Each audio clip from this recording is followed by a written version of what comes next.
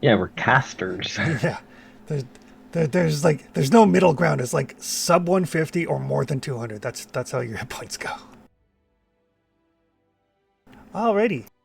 So this is session 51 of Kingmaker.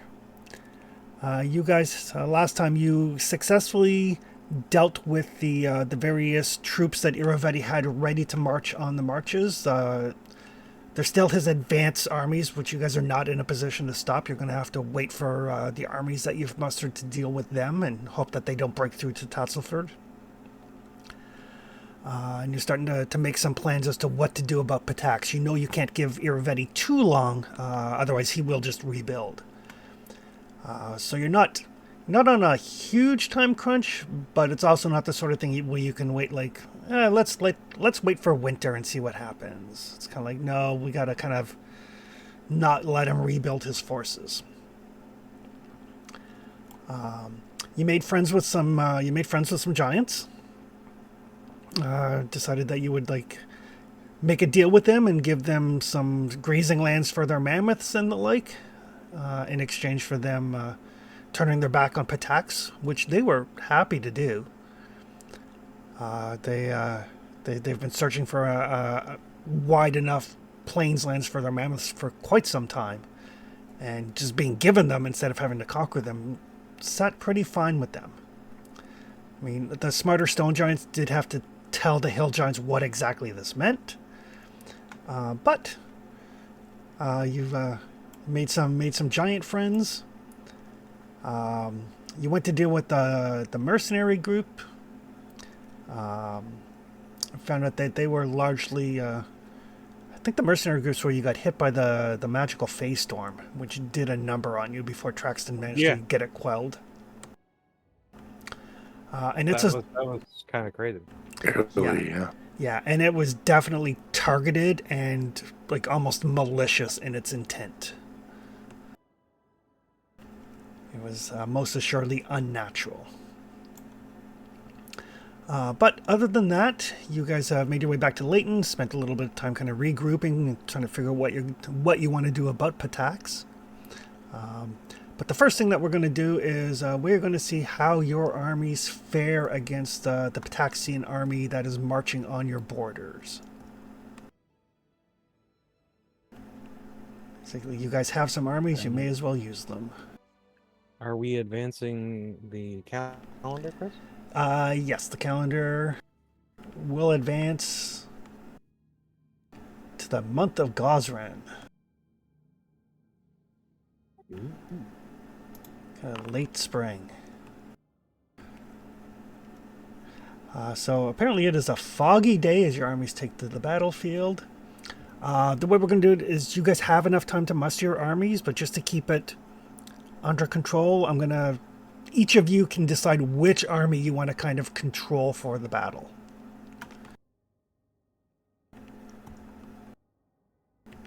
I know Jonathan said he wanted I'll the grab the goblins. hobgoblins.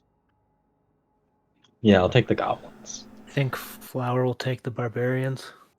Which barbarians would Flower like? You've got a bunch of them to choose from. There's the Six Bears or either of the Tiger Lords. Um, I think if it's cool with everyone else, all three. United offensive. Well, it's still one army for statistic purposes. But Yeah. you can take representatives from each. Yeah. Force them to work together, put aside their ancestral dislike. Who knows? It might make things easier for moving forward in the future. Right. Don, which army would you like? There's the Cobalt Commandos, the Centaur Outriders, the Warders, the Kniggets, and more barbarians than you can shake a stick at.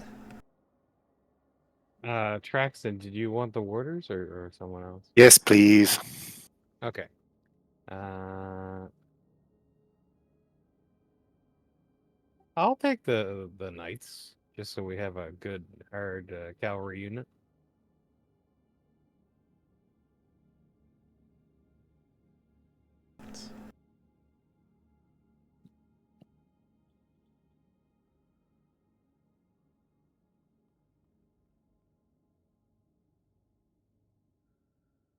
Right, there you go. You guys should be able to see all of the armies on the map. I know it's been a long while since we did anything with the armies. It essentially flows the same way. You still have 3 actions, but if you want to move, for example, you need to make a maneuver roll, that sort of thing. On the armies, if you click on your army, it should open up a little thing that has the basic war actions as well as any other options that they might have listed under tactical war actions.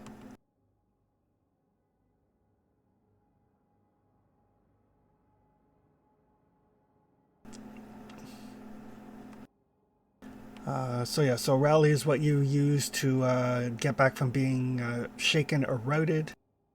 Retreat is backing up. Disengage is moving away without taking an attack of opportunity.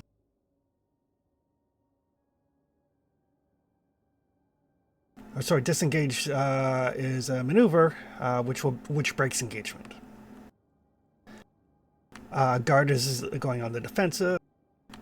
Battle is making an attack, and advance is moving. There's no squares or anything. Basically, if you're distant, it means you can't be engaged, and you can make melee or ranged attacks at a -5. And engaged means you're engaged with a specific unit, and then there's everybody else just charging around the battlefield.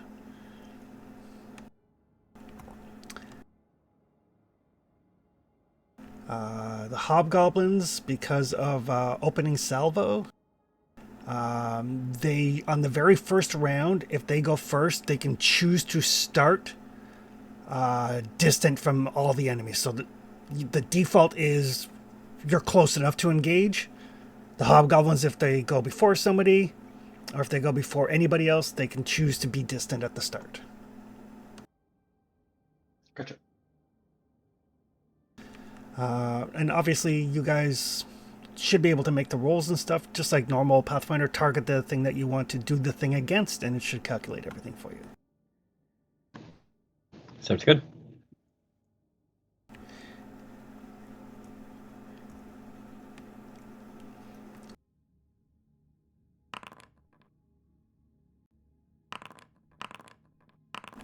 Just like normal, you can roll initiative.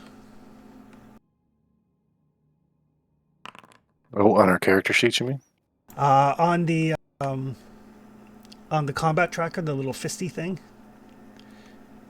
Oh. Gotcha.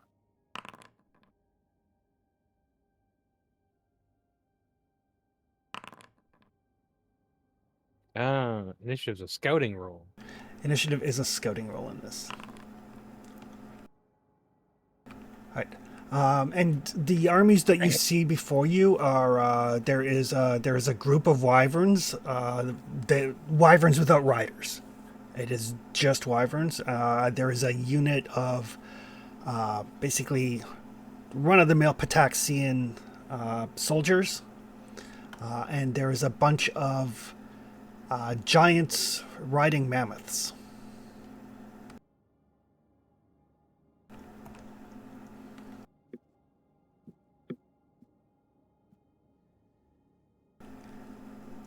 But it looks like the Pitaxian raiders are going to go first.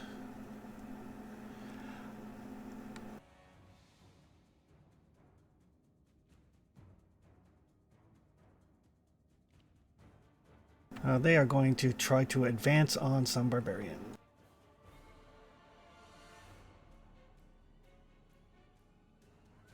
That's what the barbarians want.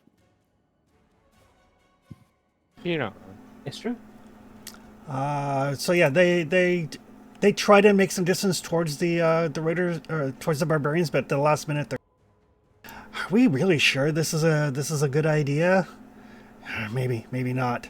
And one of the guys is like, go forward. So they'll use their second action to continue to advance. Oh, good news.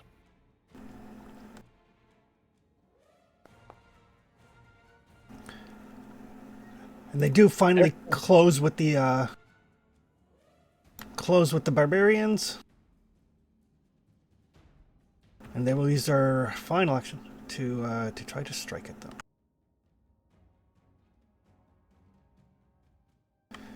Oh, but miss. So yeah, there's the Pitaxians like basically like cry havoc and unleash the dogs of war, and charge some barbarians. And partway through, they're like, this is probably a bad idea. And then they get up there, and there's like clanging of swords and shields and great axes, and they don't manage to actually inflict any damage upon the barbarians. And they're like, yes, this was definitely a bad idea. I love that for them. Same. The wyvern. The wyverns are going to try to engage with the Kingmaker. Horses are good eating. Horses are good eating. I feel like we could deal with these wyverns if I just fly in there on my griffin, because they can't do anything to me, and just kill them all. That's fine. It's a matter of volume. Yeah, it's true. Yeah. The Too first, many. The first 10 or 11 wyverns are probably no problem, but the next 4 or 5 dozen are probably going to be an issue. Yep. War of attrition. Damn that action economy. What chain lightning's for. I was going to say, yeah, Maranthar may be a different story. He wouldn't be in there, though. The wyverns do seem to have trouble pinning down the knights on their horses. It takes them 2 actions to successfully engage with them. Okay. Going well, actually, for us. Oh, But then critically hit the knights with the tails. Never mind. I said it out loud. Sorry.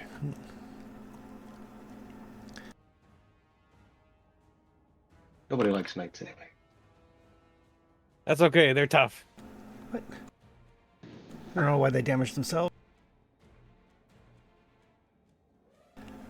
They are fairly tough. However, because of the poison, they are also weary. Oh no. Might be able to help that on my turn. Excellent. Oh, maybe not.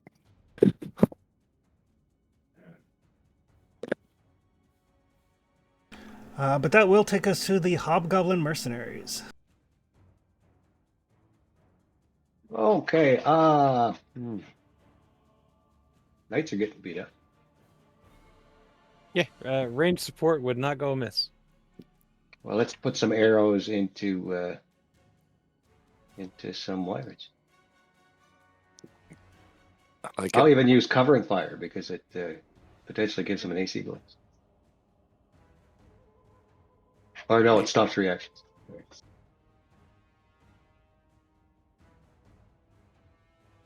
Oh, That's the best. And then I'll just shoot again. Okay.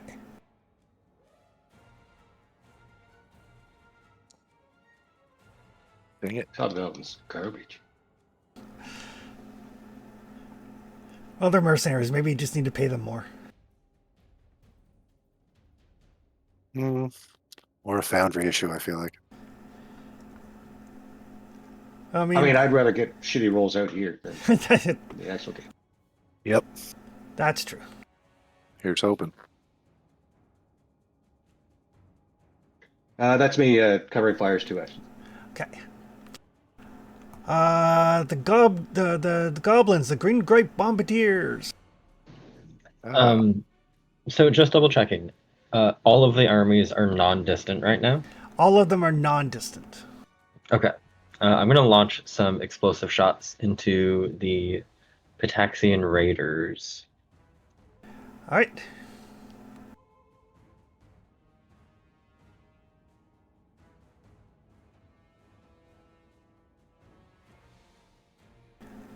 Oof. 40's a The game, hit. the game politely asked me to target before I attack. It asked me too. Yeah. Is 40 a crit? 40 is not a crit. Okay, that's fair.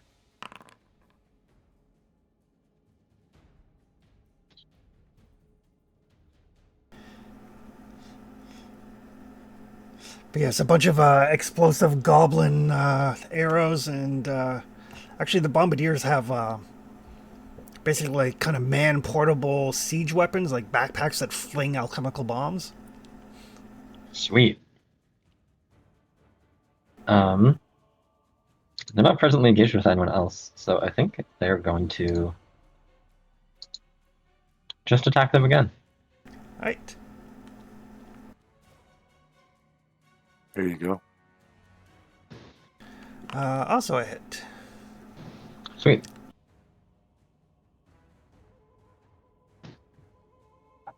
Hey, Goblins, would you like to strap these unlicensed particle accelerators to your backs? Yes, please. Yep. And they're going to use their last action to guard. Okay. Perfect.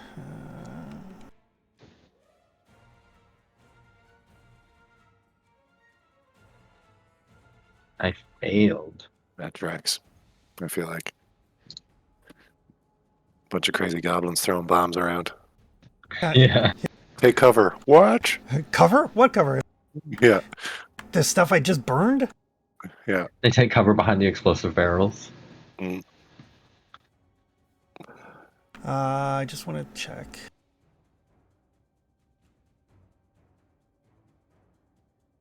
Uh,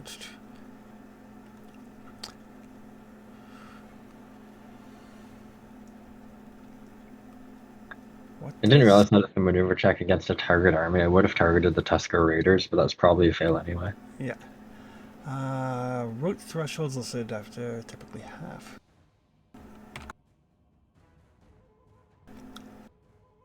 Because the goblins did bring those guys down to half. I just have to see if that's potential road or not.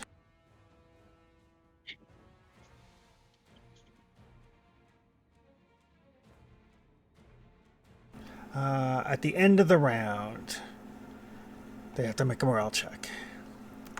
So the end of the round, those guys might break and run. That brings us to the 6 tribes. Amiri is probably with them, I would imagine. Oh, absolutely. Well, the 6 tribes are going to attack back on the Pitaxians.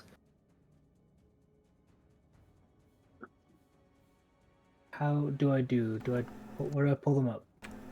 So if you target the Pitaxians, and then if you just click on the Roughnecks, it should open their character sheet.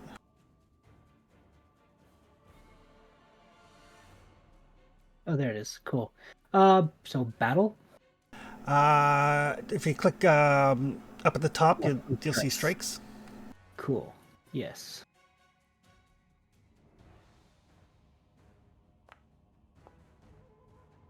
Oof, that is, in fact, a hit. Get on a 6. Incidentally, the barbarians, they have taunt, which is kind of like demoralize, which makes enemies shaken or shaken too. Just in case you want. That's good. We like that. We do. But that is so yeah, the barbarians like just charge into the flaming wreckage of the Pitaxians, great axes swinging everywhere. Yeah. Oh, well, they're scared. Yeah. There will be no mercy here. While they're on their heels. Attack. And you still have 2 actions. Might as well do it again. Uh-huh.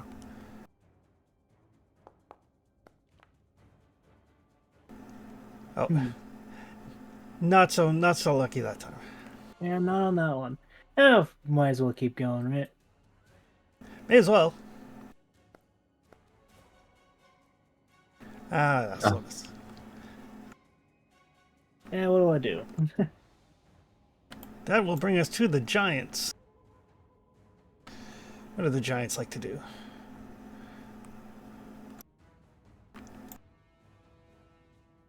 Start a life of farming like they're friends. Nope, they are gonna throw some rocks at your goblins. Oh no. You're going to throw Not rocks? our boys. No. Rocks are the natural enemy of siege towers. Agreed. That's true. So they launch some boulders into the goblins. Goblins scatter. Explosions happen from the barrels they were hiding behind. And then what are they gonna do?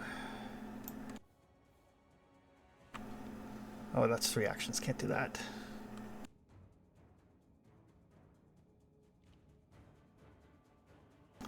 I guess they're gonna try to engage with the bombardier.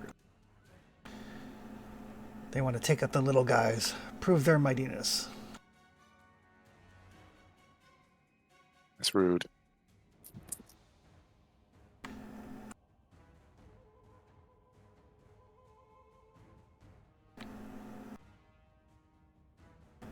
They will succeed at that.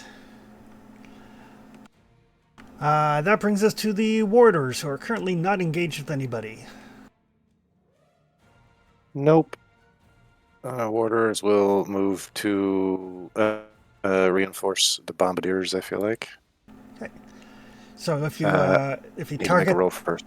yep, if you target the Tuskers, Okay. and then make a maneuver roll. Maneuver roll. The advance? Yeah, and then underneath it you'll see maneuver roll. Just click the maneuver roll. Got it.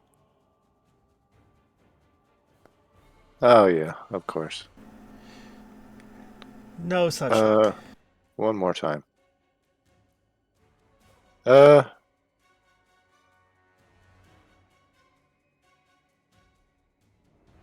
No. I will try and shoot them Okay.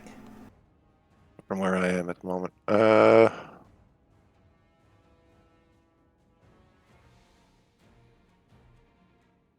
For now. Okay, so I got them targeted. I will do range strike.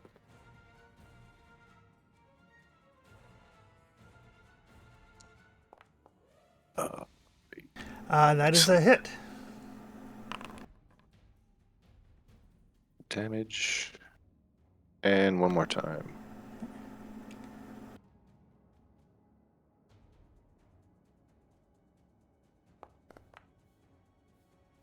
Ooh. Nope. Okay. Unfortunately, not a go. That will take us to the knights. Yeah.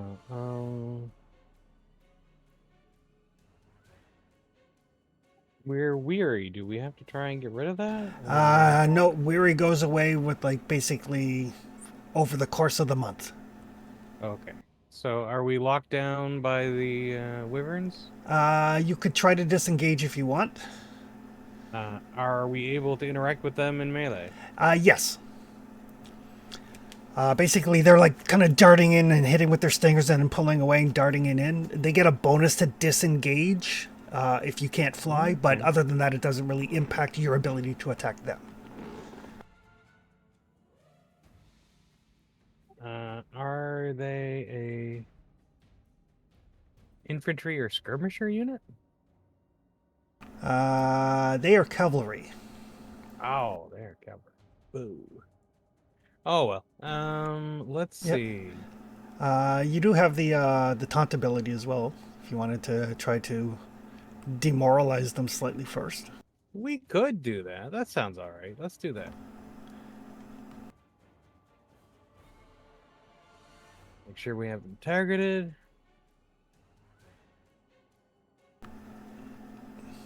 And then it is a What do we do?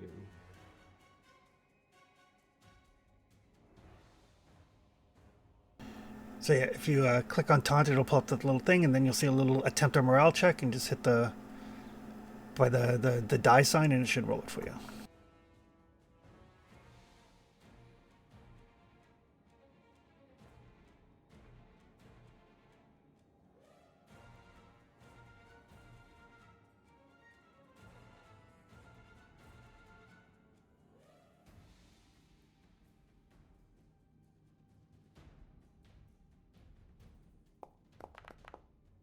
Ooh. Oof, critical success. They become shaken 2. Ooh, baby. Shaken 2 until the start of your next turn. Okay. And then we can battle? Yep.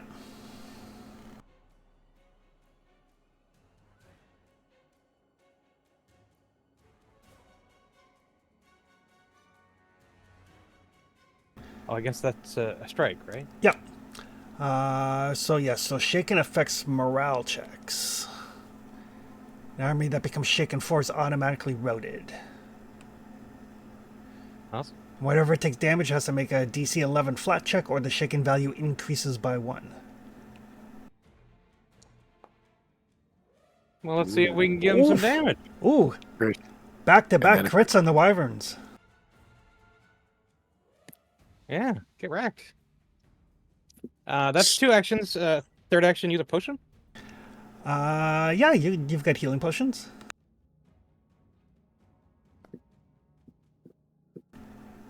They do make the flat check, so their shaken value does not increase. Awesome. But they're still good and shaken though. They messed are. up though. Yeah. All right.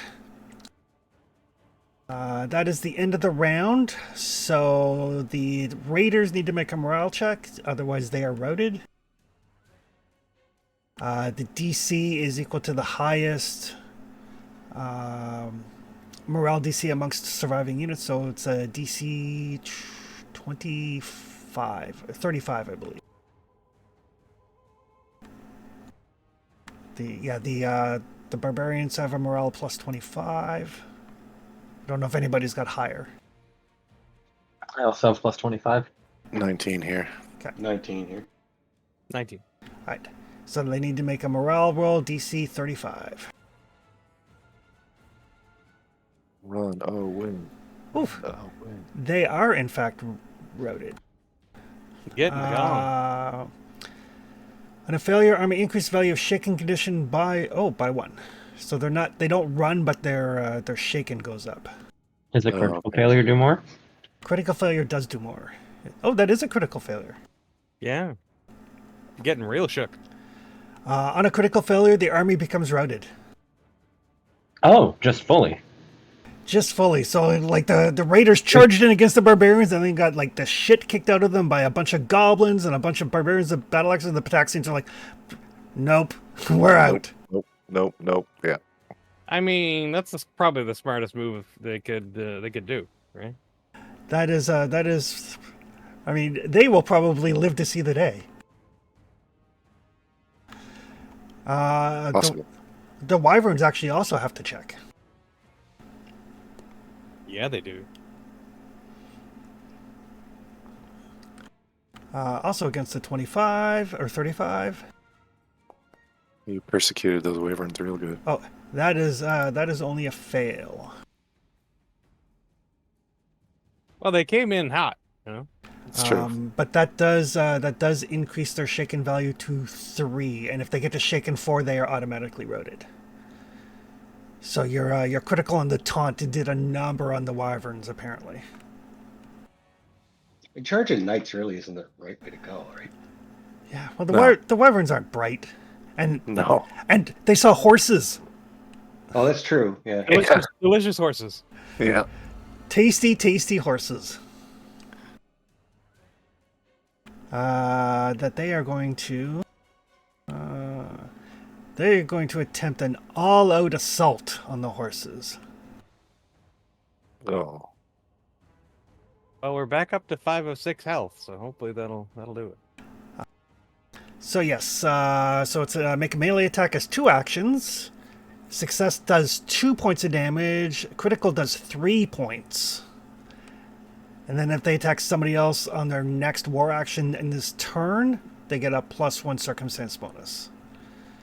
But there is nobody else nearby, so they can't take it out on somebody else. But they are going to just all out, just try to wreck the knights.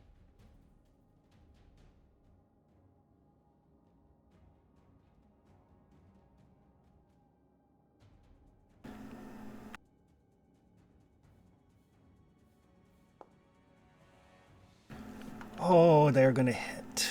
So that is going to do 2 damage to the knights. Only just, though. No critical hits involved here. No criticals. But that does That's bring... what goblins are for, right? Just to take a beat. Yeah, that does bring the knights... oh, actually, the knights have a rout threshold of 2, so they are not in danger of routing yet. Standing strong. Yep, because your rout threshold is half your hit points, but the knights have a thing that reduces that, so it's 2 instead of 3. Yep. Hobgoblins. Alrighty, I'm going to cover and fire the knights in case they want to move and charge.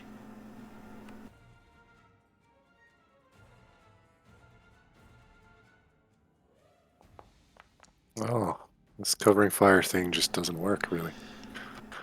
Your attempt fails on a crit fail, so nothing strange there. And Yeah. then I'll just shoot 'em. The hobgoblins are like, you think we could maybe work for those guys? Maybe they pay better. Yeah. They're still on vacation. Hit something. Ooh, There you go. nice.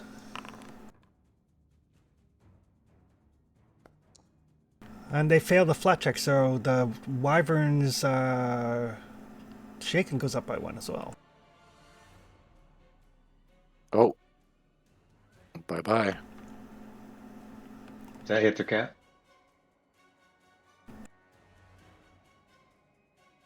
It does. An army that becomes shaken 4 is automatically routed. So yeah, so the wyverns also take off.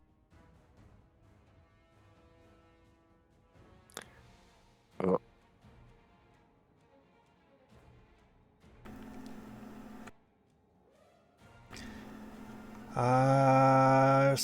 And that'll take us to the bombardiers. There's apparently only giants left, right all up in your face. Yeah, I'm gonna try to spend 2 actions to disengage. Okay.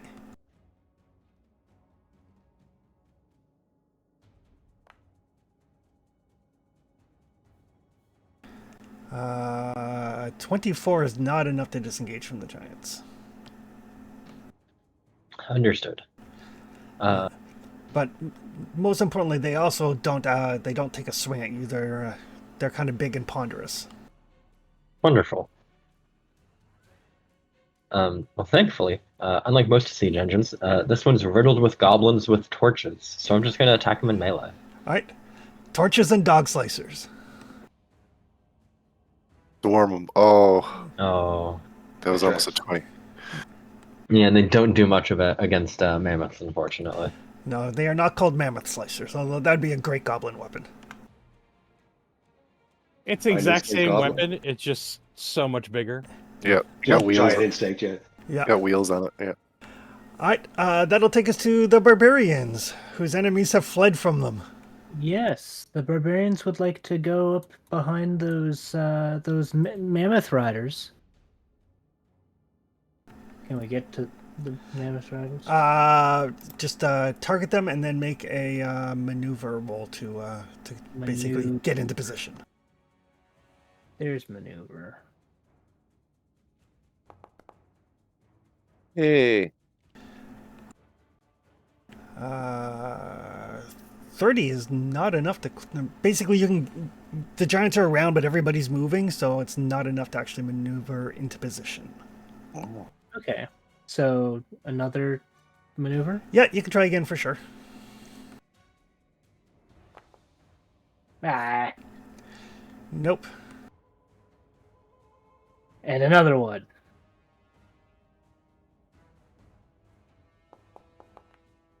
Oh, It's worse every time. yeah. Yeah. Almost better on my screen, but no, I was like, nah. 22 is actually a critical failure, so the army kind of falls apart and becomes mired 1 until the start of its next turn.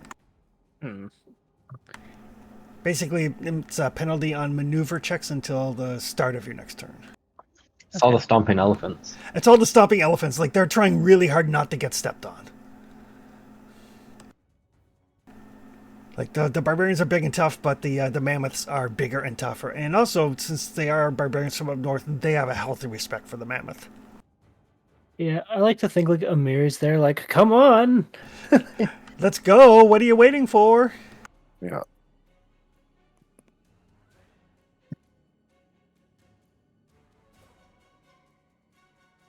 What are they gonna do? They're engaged, so they can't do that. So they can't trample anybody. They can try to disengage. They can, but then they don't have any actions left to trample either way. So they're gonna strike it. Oh. They're gonna strike at some goblins with their morning star.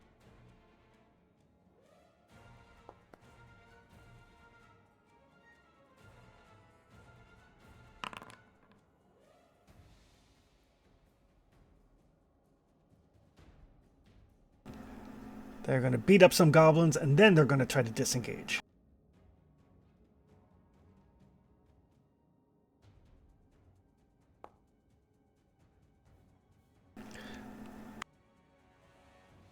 Ooh. So yeah, so the goblins, the giants sloshed their way free of the goblins. And look like they're getting their mammoths ready to turn around for perhaps some sort of trample type of thing. That'll take us to the warders.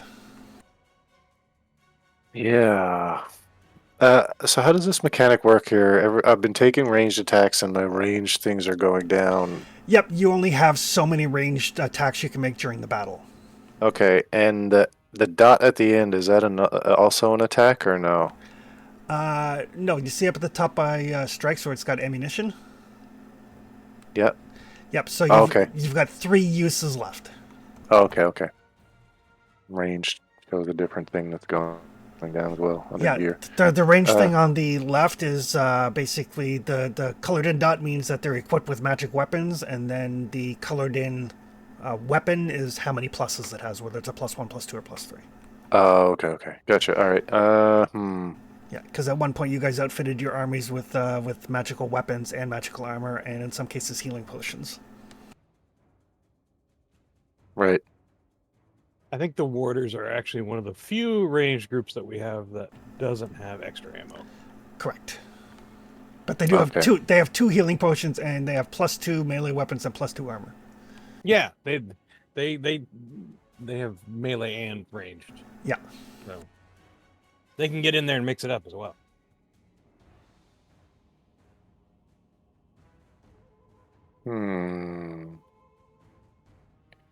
I think we try that with the first action anyway. Let's try and advance on the riders as they're attempting to set up a charge on those poor innocent goblins. Maneuver. Probably not going to do it, but why not? Let's see. No, I don't think so. 34 is a success. Excellent. So I can move up to them, yeah? Yep, you're engaged with them now. Okay. I would like to try to attack them. Now I have this thing. I hit something before, but I didn't realize I have to call this specific attack dirty fighting. Yes. Okay, so I'd like to try and dirty fight these guys melee wise Okay. right now. Well, I'm going to try it again, hopefully, because it doesn't. I don't see any reason I can't do it again. Is that not correct, or? No, you can do it again. It is an attack, so the multi-action attack penalty takes into effect. Oh, right. Yeah. But it's just one action. I've used one to move, so okay. I didn't see like a flourish or anything like I'm used to that. No. Locks me down into one. All right. Targeted melee attack. And it's just a melee attack, right, for that? Correct. Okay. Here we go. Stick 'em in the groin, boys. Oh, yeah. You know you can do it. Ooh, a critical hit. So that's going to do damage and make them weary 2 until the start of your next turn. Beautiful. Crit. And then let's do it again. Oh, for the Achilles tendons. Oh, yeah. That's another one. Apparently all the time spent training with Ikandeo has paid off for the wardens.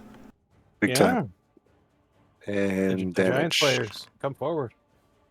And that adds some. Does that add more? It doesn't add any more weary, but it does. Okay. It does those 2 attacks. Do drop them to the route threshold, so Ooh, they're getting to that point. excellent. That's my turn. That will take us to the knights. All right. Well, we'll see if we can give chase. We should probably see if we can red these tuskers. Hmm. So do I have to maneuver to get to them, Chris? You do.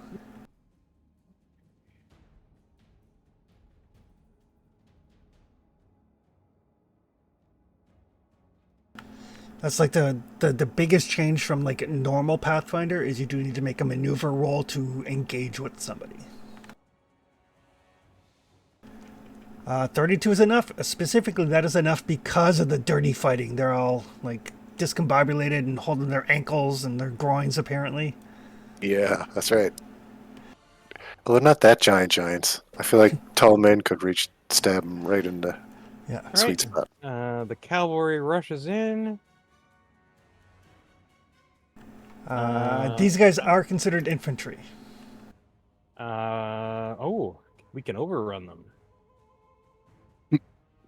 We your horses versus their mammoths. That's kind of funny. Yeah. Well, we're cavalry experts over here, so we don't get the penalties for overrun. Yep. So they Just gain a bonus. so it's a +1 bonus on weapon attacks against infantry and skirmisher armies. But it's a +2 at level 12 for cavalry experts. There you go. Yeah. Get some. Every cal charge is always impressive.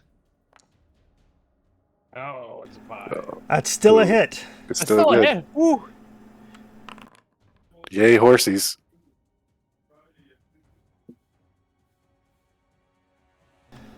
And then we'll use our third action for our other potion. Okay. All right. Just to keep our health topped up. Yep. That's the end of the round. The riders actually need to make a morale check. Difficulty is 35. Oof, 36. Oh, They are not yet in danger of running. But that does take us to the hobgoblins. These guys aren't very smart. Well, they're giants. mm-hmm. Yeah, they should. I have lots of arrows. We planned it that way. You did, yes.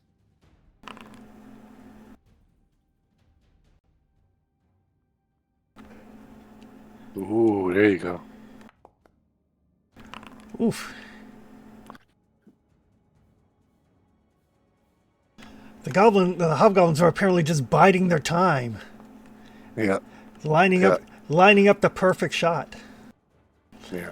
Their skilled fellows were asleep and they just woke up. All right. Snow Maple said they'd pay more. Yeah, Snow Maple's in the background going like, if you just kill one thing, that's all I ask. I'll double your More for the pay. treasury. Raises All for right, guys, get him. So yes. So yeah, with a final shot from the hobgoblins, the Pitaxian armies are completely routed. Excellent.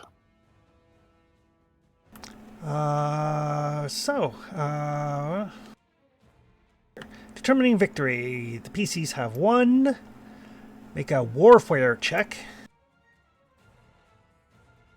I can do that.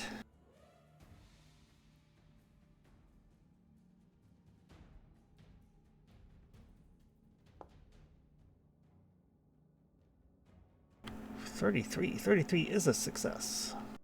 Nowadays. Restore 1 hit point to every damaged army.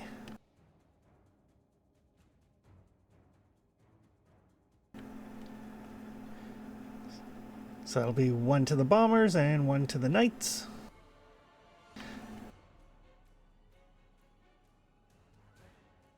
And then they will heal over time. Basically, every kingdom turn, weary drops by 1, and you regain a hit point. So it takes time to recover from a battle. They'll be ready to go next month once we get their potions restocked. Yep. But yes, you guys have managed to hold the Pitaxians at the border of Tatzelford. The second Battle of Tatzelford, also a resounding victory for the Beacon Marches. Because I think last time it was fairly one-sided too. It was, yeah. I think we got a crit success on the warfare roll, though. I think so. We took a little more damage, though. The first yeah. one? Oh, yeah. We took Knights nothing. Knights got Oh, beat the first one. Army hit points. Yeah, we took no damage, like, settlement-wise at all in the first one. No. Yeah. And the same with this. You managed to hold them at bay. You've already dealt with any follow-up troops that Iravetti may have. So it does buy you guys a little bit of breathing room as you kind of figure out what it is you would like to do next. How exactly you want to deal with Pitax. Everybody does get 120 XP, though. You wouldn't know it from my dice rolls, but that was actually a severe encounter. Really? Yep. Oh, they must have been higher level than us then. They were. Each of them was a level 14 army. Oh, 120 XP for us? Yep. Oh. Nice. It's kind of the benefit you get to like actually doing the warfare stuff instead of doing things with your characters is you do still get some XP out of it. It's assumed that your characters were taking part in the battle somewhere, but the focus is on the armies as opposed to the individual actions. Yeah. I thought it was interesting. We didn't get bogged down too much or at all. Yeah. I do like the fact that for all of the different games that try mass combat systems, this one is fairly quick.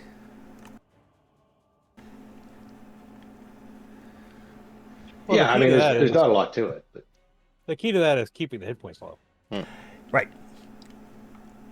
It's just making the army simplified characters, really. Yep, pretty much. But as you know, as the last of the Pitaxians leave the field, and you know, cries of victory go up amongst the barbarians. I mean, I imagine some of the barbarians probably give chase. I mean, run them down into the ground, sort of thing. There's some celebration. There's, you know, an acknowledgement amongst the people of Tatzelford that, you know, maybe being the frontier town right on the furthest out to the west is not the best plan, and maybe we should like have an army stationed here or in the area permanently. They do have a garrison. So we wouldn't say no to troops stopping by more frequently. We do have to work on a wall for them, though. didn't we build them at least one wall? They have a watchtower. They have a watchtower, and they have a wooden wall. Yeah, I thought we built one for the first fight. I believe so. That was a while ago, so. In Tasselford? Yeah. Yeah. Yeah, we built barricades and stuff. I don't know if they're a Yeah. walled town. I don't think they have a wall. Like, They're not walled all the way in. I think it seems to me they have at least one wall. I just didn't put it on this map. So they're not like a completely walled town, but they do have a wall, and they've got like a watchtower and a garrison. So, I mean, they've got a lumberyard right there. So building walls is like something they can easily do between their two lumberyards and their. I think they just built a trade shop for lumber as well.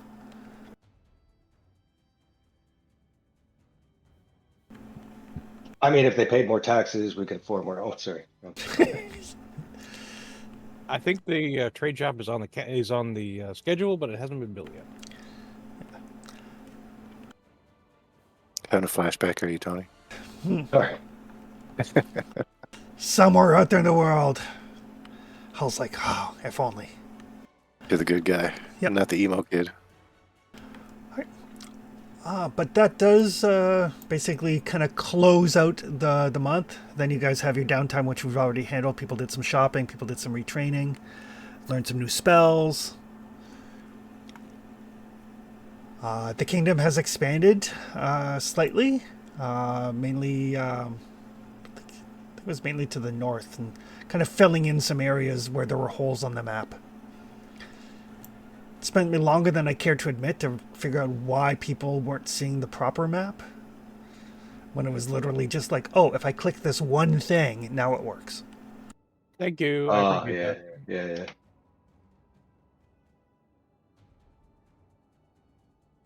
At one point, I think I had 5 different tabs open plus Foundry because I had mine open in Foundry, and then I logged in as each of the players so I could see what it was they were seeing. It's like, oh, this one thing.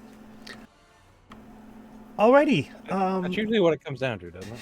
Yeah. So that leaves you guys with discussing how you would like to deal with Pitax. You do have Lindsay and an Anamede in Leighton, both of whom can probably provide you with some information. Yeah, sounds good. See what they've got for us. I feel like a couple more airships and carpet bombing is the way to go. How does everybody feel? Those airships are remarkably expensive. I don't Yeah. know. We've trounced them on the field twice. I'm willing to accept their surrender. Dear Ravetti will Are surrender. they offering? I don't think so. No. Iravetti won't surrender. He's stubborn. He'll rebuild his armies. He's got propaganda that says you guys are a bunch of warmongers and the only way to deal with you is to bring you under his wing. So, defeating his armies, I mean, doesn't really feed into that, but kind of does, if you know what I mean. But he rolls by fear, is my understanding. He does. Fear and bribery, mainly. Like, he's not at all like you guys. Like, people genuinely like you, mostly. Yeah, we roll through charisma and bribery. Do we need to deal with this fellow the old-fashioned way? I mean, I'm not going to say that you should, but he's not going to give up his power, and he's not going to take the knee to anybody else, that's for sure. And Anamede will agree completely with Lindsay's assessment. We have no idea what he's actually after here, so we can't cut that off. I think he's just after land. No, He's not a it. conqueror, no? He's after something else. He has a different motive. He's the village, that ritual. None of that adds up. We could infiltrate his palace. Could. I mean, he's got a lot of guards and stuff, and it's a big palace, but that's an option. Pretty easy to pull the guards away. That's a lot of guards. Siege the city. I know we had two. We had two options brought up to us. There was either A, siege the city, or 2, hurt his connection to the guilds. Yeah, it depends on whether you want the people of Pitax to like you or not. Because, I mean, if you show up there with a bunch of armies and lay siege, he's going to take it out on the people inside the city, and they're going to blame you for it. So it's not... Ideally, we'd like to harm the civilians as little as possible. Yeah. They didn't do anything to us. If we set the citizenry against us, then once we deal with the Iravetti, there'll just be another to replace him. Right. Someone even more set on our downfall. Yeah, with a personal vendetta. Mm-hmm. I mean, he's already told all the people that you guys are a bunch of warmongers. And if you show up with a bunch of armies on the doorstep, he's gonna go like, see, told you. Proven true, yeah. Yeah, I mean, we could always go for some infiltration. We're not terrible at it. We've done it before. But by the same token, if you lay siege, then Iravetti's probably just gonna hole up in his castle, and then you'll know where he is. That was my thinking. Prevent more armies from being mustered. Trap him in his castle. It'd be easy enough to get in the castle. Or at least on it. Yeah, but an alert castle is a different situation than a castle in siege Yeah, the Yeah, castle, it'll be defensible. It'll have or emergency unalert. exits. He'll be able to slip out.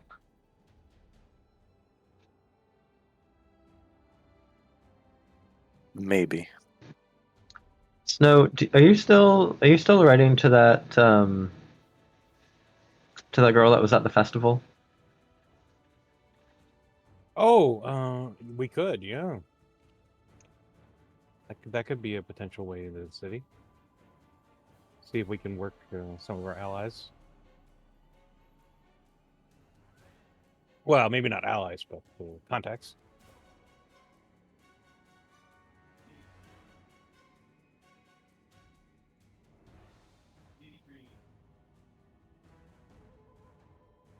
We have contacts in the city. Well, we have contacts among his allies,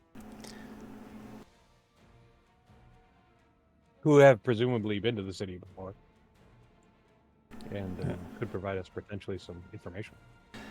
Yeah. I mean, the only two actual Pitaxians you guys know are Lindsay and Animede. Both of them have left the city, but Animede has lived there fairly recently. So Okay.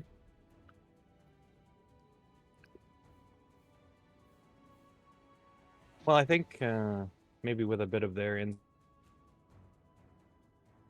we could have a potentially decent idea of how to infiltrate the city. Maybe someplace to make a base camp, as it were. Yeah, like a dingy tavern you probably won't go to or something. well, I mean, there are some dingy taverns, but really it comes down to whether you want to win the hearts and minds of the people before you make a move on Iravetti, or whether you just want to show a force and kick in the door and drag him up by his short and curlies. I mean, both of those do sound attractive. I do like that option, but I don't know if it is the best option. I'll speak against it. I don't want to risk the amount of casualties that will be in the city. I'm personally a fan of Hearts and Minds, but that's me. Same.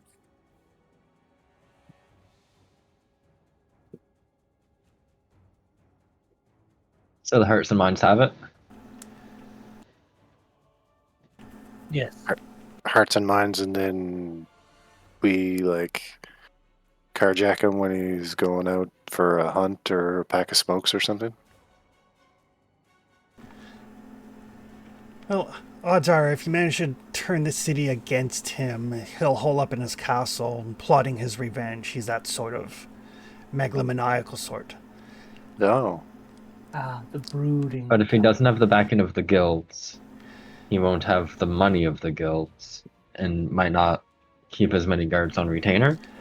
Well, exactly, and I mean, you know, if you make friends with the right people, I mean, guilds know things. I mean, somebody built his secret passageways, right? Somebody provides him with his weapons. Fair. Word will eventually reach back of this defeat. Yeah. And Are Animede and or Lindsay able to give us a rundown of the guilds? yes, they both can. They actually pull out like a big board and a bunch of pins and string. Oh. And they give you the breakdown. Basically, for roughly 400 years or so, Pitax was unassuming. But about 6 years ago, King Castruccio Iravetti took control of Pitax. And the city started to change, started to kind of mirror his kind of dark and brutal personality. So he's only been a king for 6 years. And in that time, he has basically driven Pitax to be a force to be reckoned with.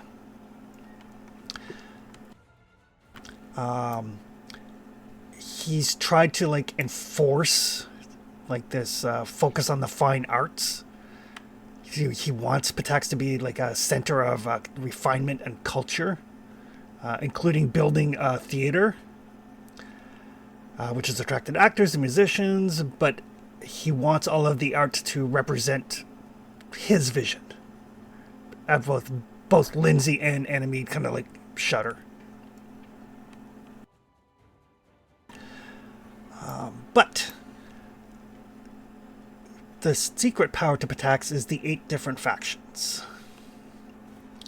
Some of them supported rulers, some of them don't. Currently, all of them interact with Iravetti because they have to. Because he's the sort of king that if he disagree, he will, and both of them make like a throat slitting type of thing, almost in unison. So really quick, who was the king before Iravetti? Or were they like a council that he overruled, or? I think it was Kateni, one of the bandit kings.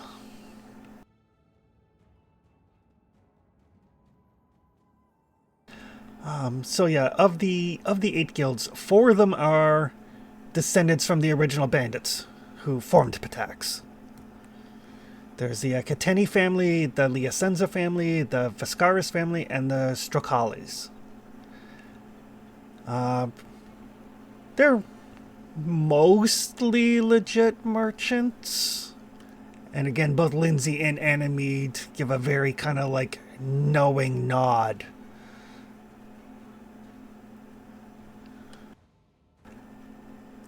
Quotations are implied. Quotations are implied. Sorry, that was Kateni, Vascaris, Strocalis, And Liasenza. Liasenza. 3 of them are still fairly important. The Liasenzas, though, don't have control of their own trade house anymore. Iravetti took it.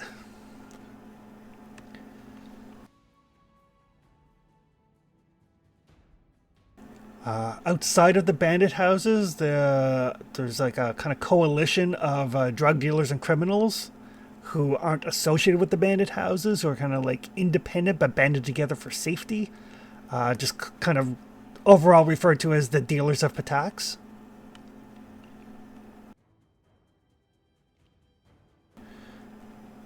They are currently being overseen by a gnome named Karn. Kharne. I feel like we can interact with a group of random criminals. He tends to hang out at a place called the Rose Tower. We could.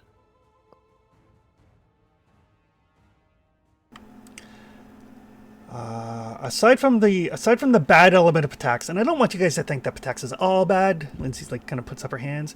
It's not all bad. I mean, people take care of one another, you know. There's 2 primary churches. Pitax isn't an overly religious city, but Calistria is the oldest religion in town, and they also have a Church of Desna, which has only been there for 7 years. Neither of the churches is fond of the king, but they like to keep their heads.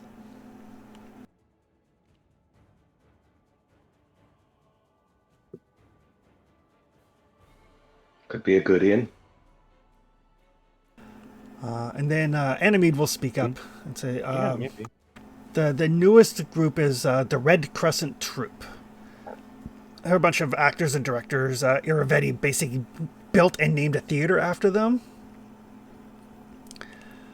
But there's there's kind of an internal schism in the Red Crescents. Like some of them think that they should not be beholden to the crown, that they lose their artistic freedom of expression by doing so, whereas others are completely loyal because he built them a theater.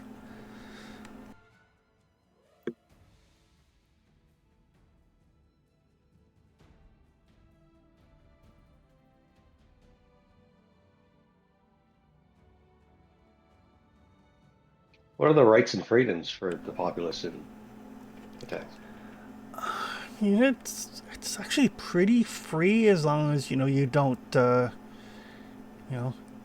stand up against the king. People are free to come and go. I mean, crime is kind of self-policed by the bandit houses. The wardens do patrol the streets.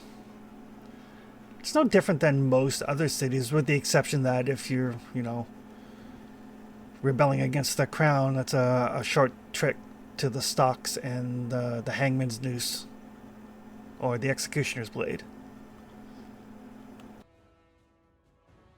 What about speaking out against the crown? Enemy will go like, that's why I'm here, not there. That's why I still have my head. Anything that would be dissent is dangerous. And of course, the king and his courts decide what dissent is.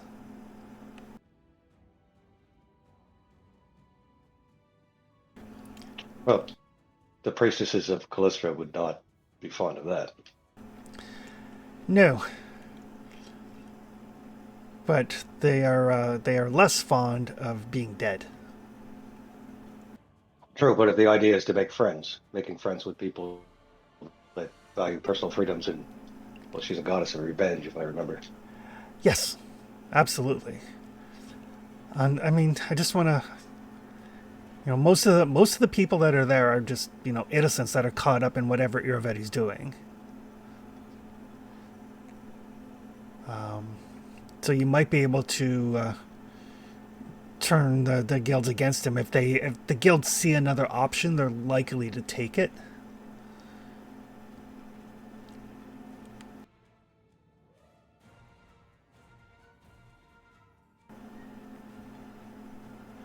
It's just a matter of convincing them that they should throw in with you instead of him. Yeah, well, that's usually our sales pitch.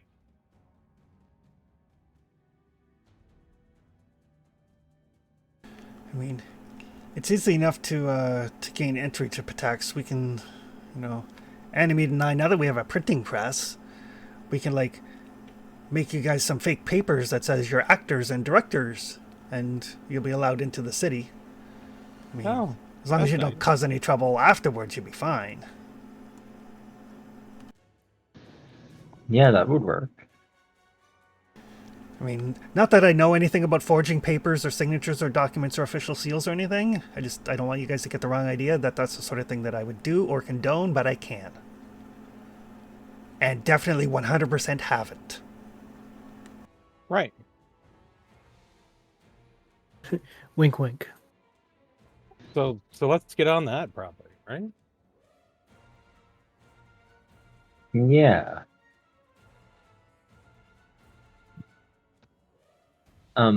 Lindsay, would you want to come with us to Pitax? Or do you not want to go back? I don't really like Pitax, but if you think it'd be helpful, I can go. Whichever of the two of you is more up for it. I think having a local guide would be to our benefit. You came so recently, I fear people might just know who you are, might recognize you. That, and I was kind of famous. Did some plays, some off Broadway stuff. Mm-hmm. I mean, I don't want to say I'm famous, but I'm not unknown. But you could run into people that know you. I could easily run into people who know me. Well, people are going to know who the council is. That is true. We are the tournament's champions. That is also true. maybe it might be best then, instead of pretending to be other people, that you just sneak into the city and be sneaky as you make your alliances. We've done that before. Because I mean, honestly, I think that like the Church of Callista, for example, they're probably going to be more likely to go like, oh, "You guys are the ruling council of the Beacon Marches, recent seats at the Bandit Councilor, and winner of the Rushlight Festivals. We will gladly throw into you," as opposed to some actors. Why? Yeah, well, that has its merits as well. So maybe if we stay down low and then contact people and let them know who you are. Does Pitax have sewer system?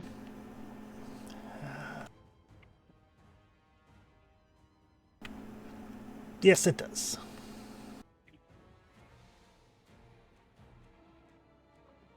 Oh, that were rat. Mm-hmm. What was his name? Gatane. Katane. Was he from Pitax? No, he was a hired mercenary. He Gotcha. knew some stuff about what the armies were up to, but he's not from Pitax.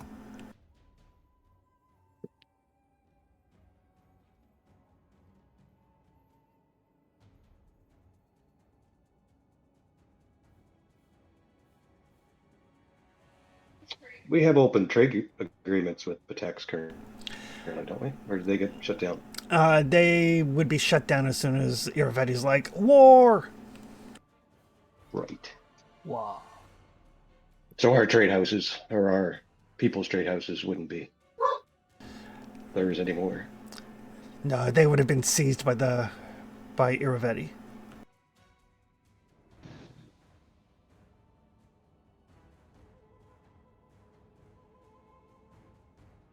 Getting into the city won't be a problem. No.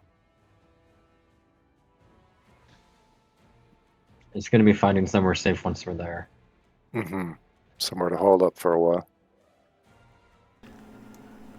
You might have to. I mean, there are taverns. Mm-hmm.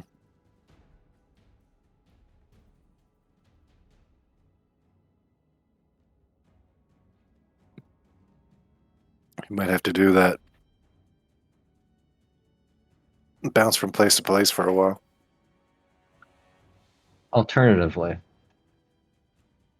Calistria is the goddess of personal freedoms and vengeance. There's a fairly good chance, if we can find their church, they might take us in and just resonate with what we're trying to do. Fair. And how long does our hidey hole last? Can we can just all sort of come to agreement on where that goes up, and we can all gather back there, kind of everyday thing too, can't we? I believe so. Yeah, it lasts for 24 hours, Oh, I think.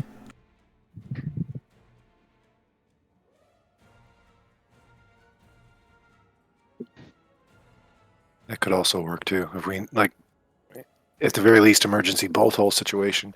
But I do like the fact of us just kind of showing up in the city and Iravetti not being able to find us. It Yep. does last all day. oh, Yeah. perfect. Yeah, specifically it lasts until the next time you make your daily preparations. So anywhere from 24 hours to 8 hours, depending on when you cast it. Goes up. Yeah, gotcha. Yeah, that's. And then it resets then after those preparations, right? So basically, what could happen is it could be left in sort of a semi-permanent sort of situation, like we leave for the day, and there's Yeah. a door that's there that we can come back to. So it's worth noting, we can't be scryed upon while inside it. Ooh, And if we're inside, we can choose to make the door invisible, but if all of us leave, then the door is visible. oh, okay. That way you can find it again. Yeah, True. good to know. Yeah, which is fair. Okay. So we could plop that down in the church or in the sewers or somewhere. Oh yeah, Yeah. yeah, that too. Or if we don't make contact with the church, or if they're not friendly, you know what I mean? Good to have options. Yeah.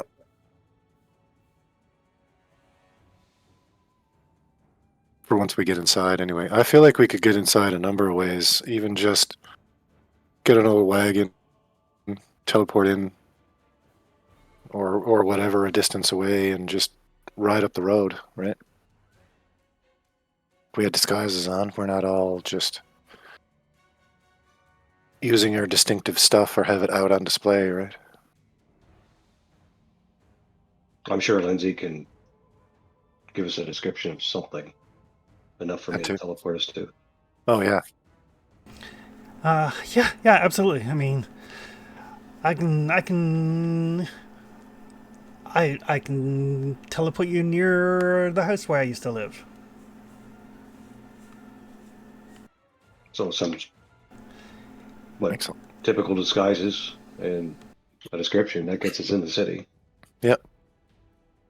And we Yeah. just go to the temple and see what they're about. That's where I would start. Calistria is part of the Elven Pantheon, so Sure. Yeah. It's as good a spot as any. Yeah.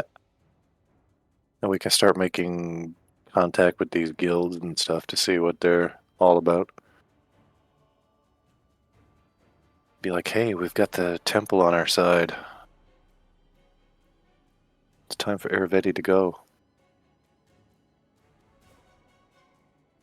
it seems like the easiest one to talk with first. Yeah. Because they're likely to be anti-Iravetti. And as far as our information goes, have resources there that we could utilize for a staging point, i.e., temple, church, Good whatever. start. And they would have people, worshippers, right? Yep. Yeah. A flock. Because we don't have anybody else on the inside. We've got lots of expats, but we don't have any, That's yeah, expatriates, expataxis. Yeah, I got what you're saying. Yeah. But yeah, I think we have enough to move on, don't we? I think so. I think the sooner we get into that situation, the better. Yeah. Once we get some boots on the ground, we'll know a bit more on what is going on. Mm-hmm. Perfect. All right. So Lindsay can provide you with a fairly good kind of like drawing and description of the neighborhood she grew up in. Certainly enough to teleport, within the normal margin of error. yeah. The closer we get, the more accurate it is. Yeah. So yeah, you guys could take your airship to like Fort Drelev even, and then Sounds good. and then teleport to Pitax.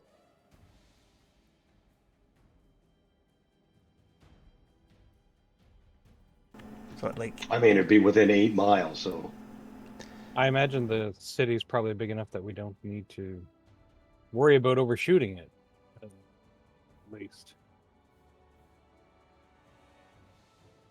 or we can go to a hex around Pitax and then the next day go in. You know what I mean? Because when it's 10%, you could be off by 10%. So if we're really close, then Then we're only off by a mile. or if we're outside the gates, then we're only off by meters.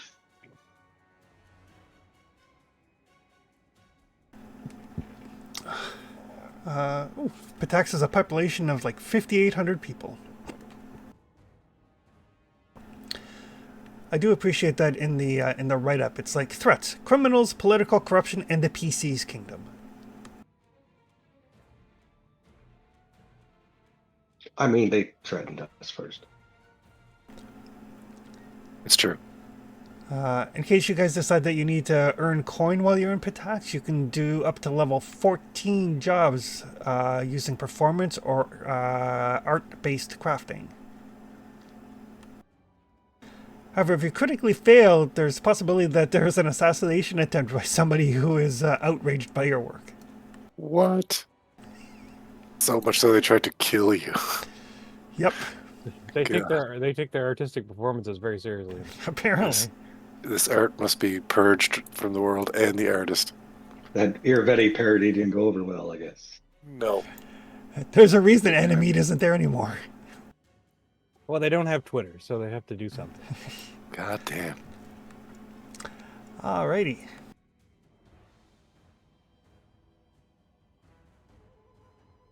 So do we want to go just outside of Pitax then? Is that the plan, or are we just going to jump right in?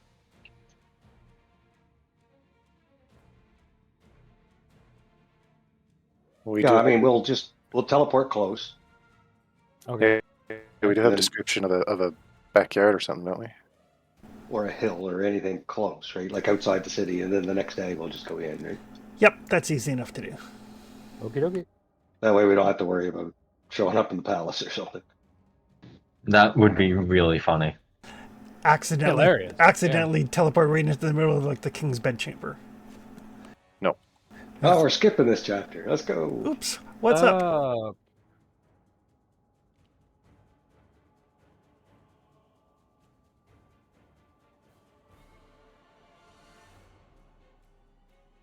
Right.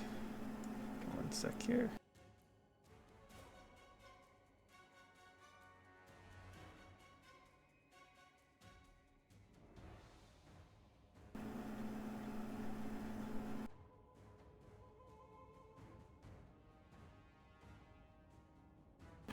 I don't know why.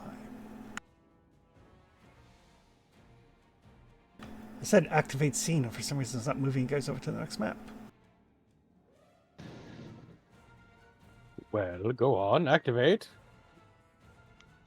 Is anybody else's loading bar paused? Yeah, mine was stuck at 98. I just refreshed to see what Yeah. happens.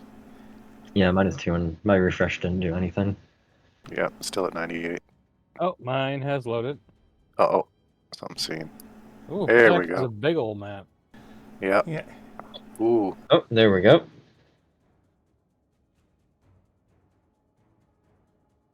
Oh, Mine's there's a still north thinking. and a south side. A savage north side. Just like real life. Yeah. Probably take a moment or two for Tony to join us. Oh, no worries.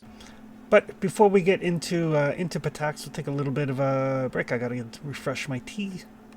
Sounds good. Groovy. Perfect. I made it.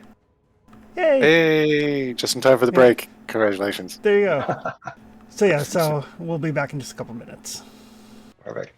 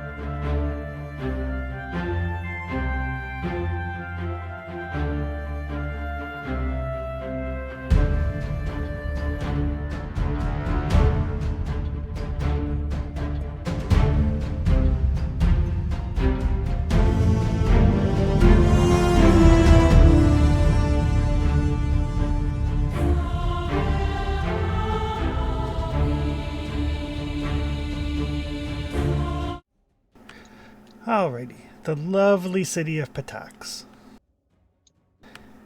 It is a large city.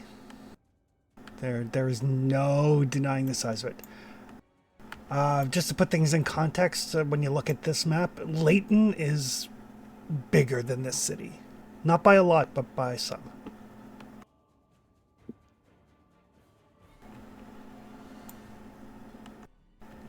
It is most assuredly a capital city.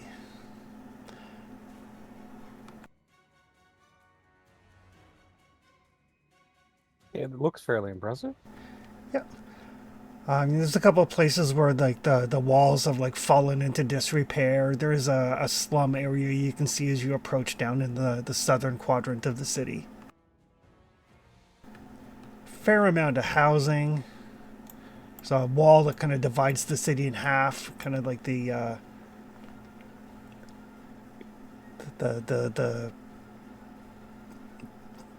not quite the less well-to-do, but something very similar. There's no slums on the north side. There is no slums on the north side.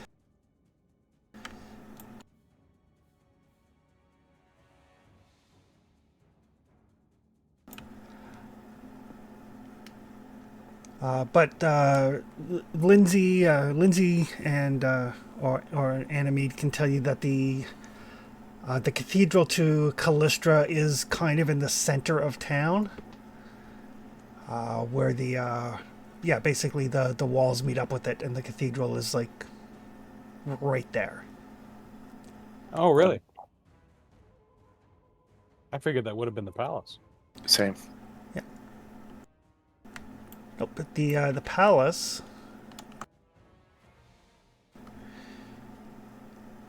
Oh. is over on the eastern side of the city. Here, Vetti goes for the giant brick of a palace. Yeah. Everybody else is timber. I mean, it's a big building. Mm-hmm.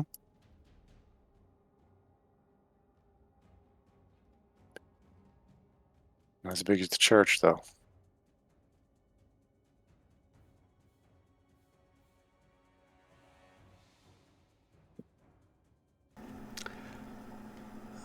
But yes, you guys arrived at Pitax. You don't have any issue at all getting through the gates. Like they're not like on the lookout. They're not expecting like the ruling council of the Beacon Marchers to walk in through the front door. Yeah.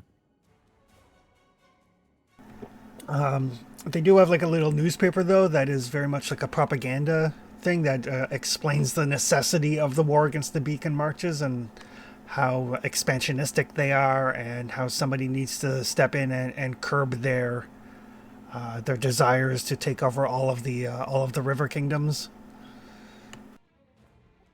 Oh.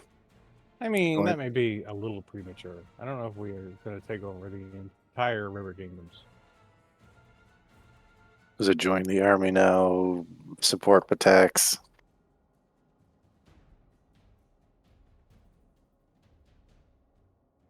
Iravetti wants you. In general, I don't agree. I don't disagree with the propaganda. No, No, me neither. in principle. I'm sure the caricatures or likeness needs something to be desired. Right. I'm sure there's some sort of savage animal depicted with us, too. Such heresy, really. Is this gold potion bottle looking one like a theater, or is that the other church? That is the Red Crescent Theater. Mhm. Oh, that does make sense. Fancy. This looks like seating to me.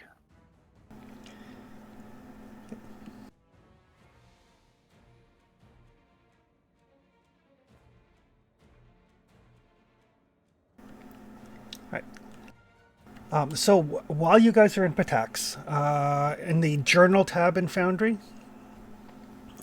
there's what are called the liberation activities. Things you can do to kind of sway the people of the city to your cause and away from Iravetti. Oh. So very briefly, there's clandestine activity. This is if you want to do any sort of exploration or downtime activity while you're here, and you don't want to draw attention. So like if you want to go shopping, if you want to do crafting, if you want to earn income, if there's anything you want to do here in the city without drawing attention to yourself, you'll need to do it clandestinely. Once you have made contact with different factions, you can try to gain favor with them. If you have drawn too much attention, you can lay low by spending a couple of hours deliberately avoiding confrontation and hiding out. You need a place to do so.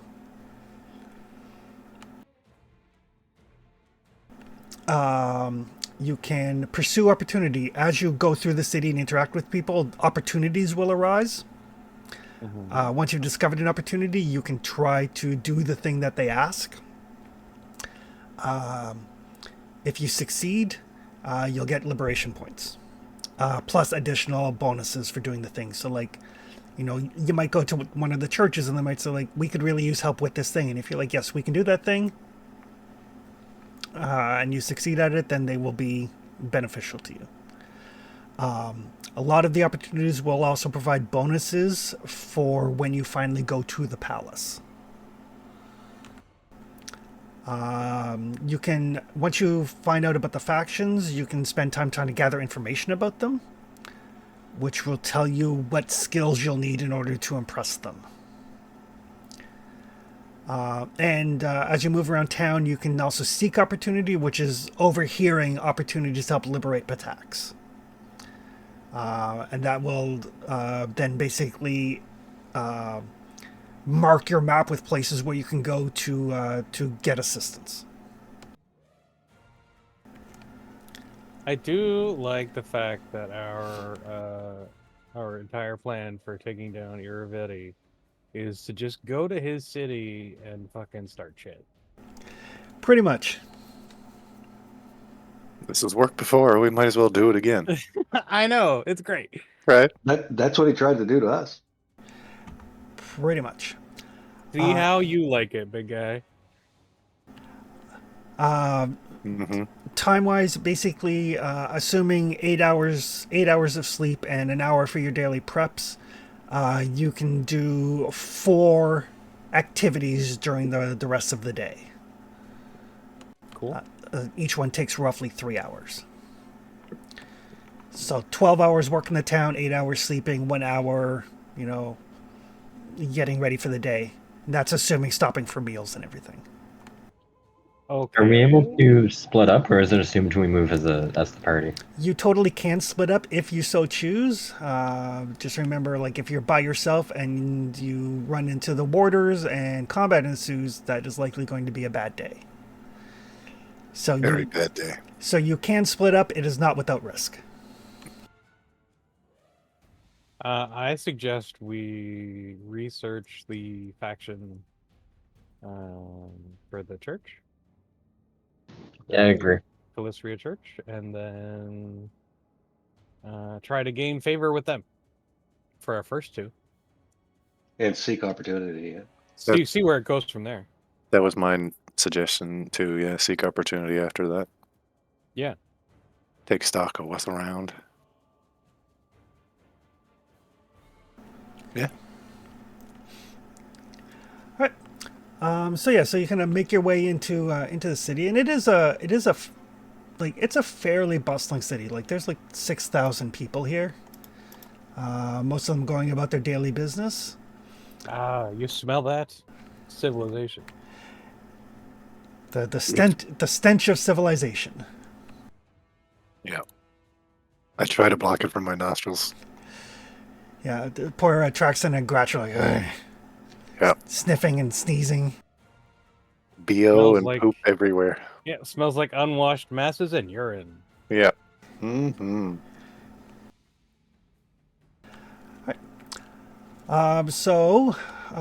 Which would you like to do first? Do you want to see what you can dig up about the church, or do you want to look for other opportunities that might be available? I think checking out the church is probably our first goal, right? Right. Like folks, just Yeah. to establish a beachhead, as it were. If we can, yeah. See what they have to say. All right. So somebody can give me a society roll. Not it. My society's 22. The DC is 32. We find it's a little higher than 22, maybe? Oh, by all means. No, mine is 20. Okie dokie. I can get up to 23. If you want. Obviously, I mean, you can assist one another, etc., etc. All right, I'll roll to assist.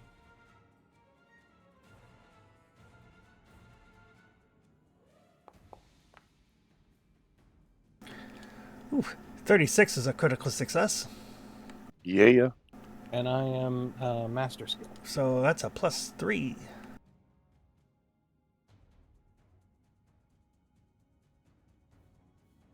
I'm just double checking that I can do what I think I'm doing. Yeah, I can. Okay.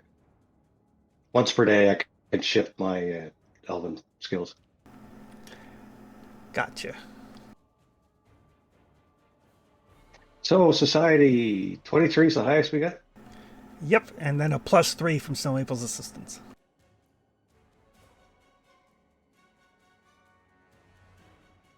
And this has to do with my lead. It does. I mean, it doesn't stack with 8 anyway, so it doesn't matter. Yeah. What's the bonus from your pursue lead? It's a +1 circumstance. Okay. 38 is a success, though. So you basically spend the morning kind of getting your bearings in the city, asking around, finding out about the church. The church of the cathedral, Callistria's cathedral. It's the oldest building in Pitax. It is one of the original buildings when the city was first founded, 400-ish years ago. Nice. The walls are kind of worn and battered, but the priests of Callistria leave it that way as a symbol of that. No matter what happens, Callistria stands above the fray. The current priest is a gentleman named Dre Yarnes, who is a well-known critic of Iravetti. Nice. And as a matter of fact, he kind of gives these very strongly anti-Iravetti sermons. But apparently Iravetti is afraid of maybe angering the goddess of revenge. So Imagine. So Iravetti hasn't acted against Father Dre. I mean, it's probably just a matter of time until he gets pushed too far. But for the time being, the fear of revenge from Callistria is enough to stay Iravetti's hand. I think it's a valid concern. And the success on the research also means you learn what skill is usable to gain faction favor with them. In this case, it is obviously religion. Ooh. That's definitely not me.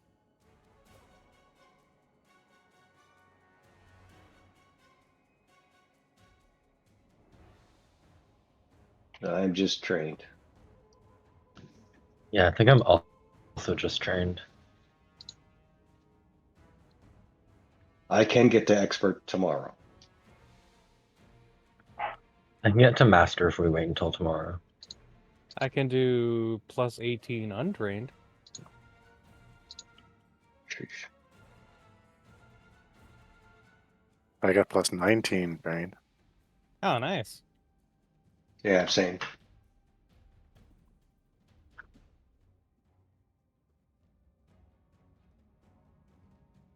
So yes. So knowing that the priest is interested in talking about religion, and you guys are like, oh, that's not really our thing.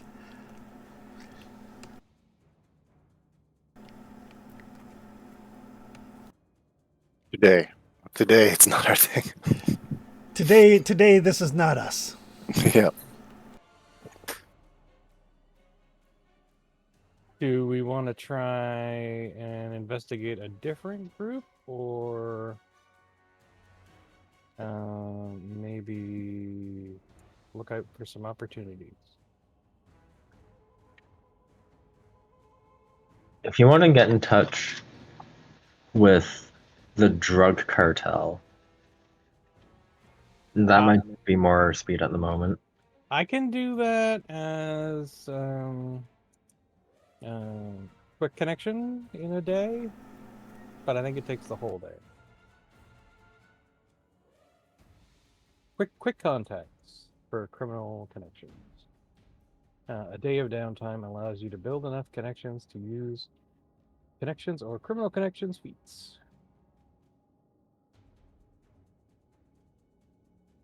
My skill is not yet legendary, however. Or sort, yeah, not yet legendary. So after a day or so, Snow Maple will be able to kind of map out the criminal locations, and that'll basically let you know where the different bandit houses and the dealers meet, and would be able to arrange a meeting with any of them. Yeah. So gaining faction favor looks like you can always use diplomacy, You can always You use know, diplomacy. right? And we have diplomacy people. Don't we? We do? Oh yeah. We do. Oh, yeah. Okay, good. So what if I go talk to the father, just to kind of let him know that things might be moving, in town. I can do that while you guys pursue something else. I don't mind. We should keep everyone together.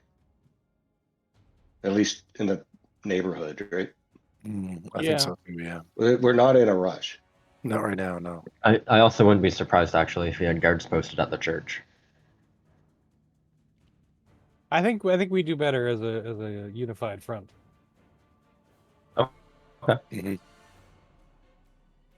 Remember, his guards are like Kish's, right?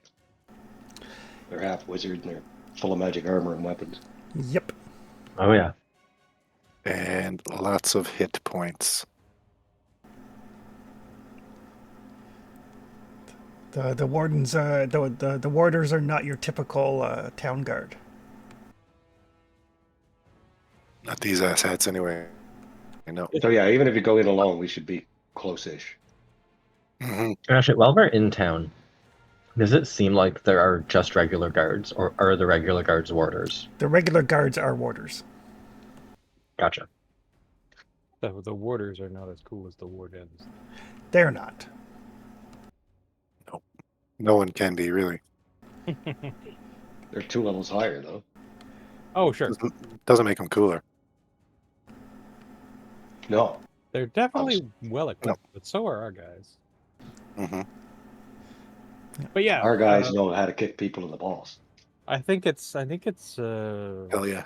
Flower and the professor that are our main diplomacy people. Hmm. Good at the talkie talks.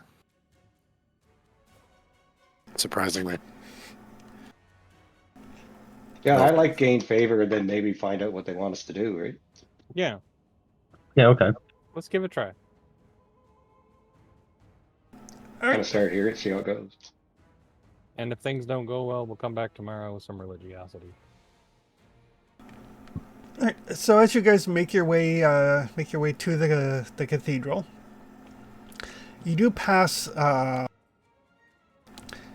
this building here. Oh, give me a second.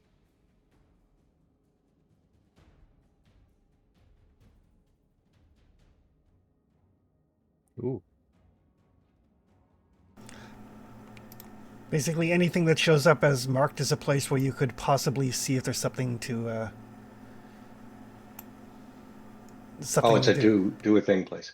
It's a do a thing place. So yes, so this large building beside the cathedral, judging from the yard, it looks like it's a place where a sculptor lives. He's got all these statues in the yard, all very extremely lifelike.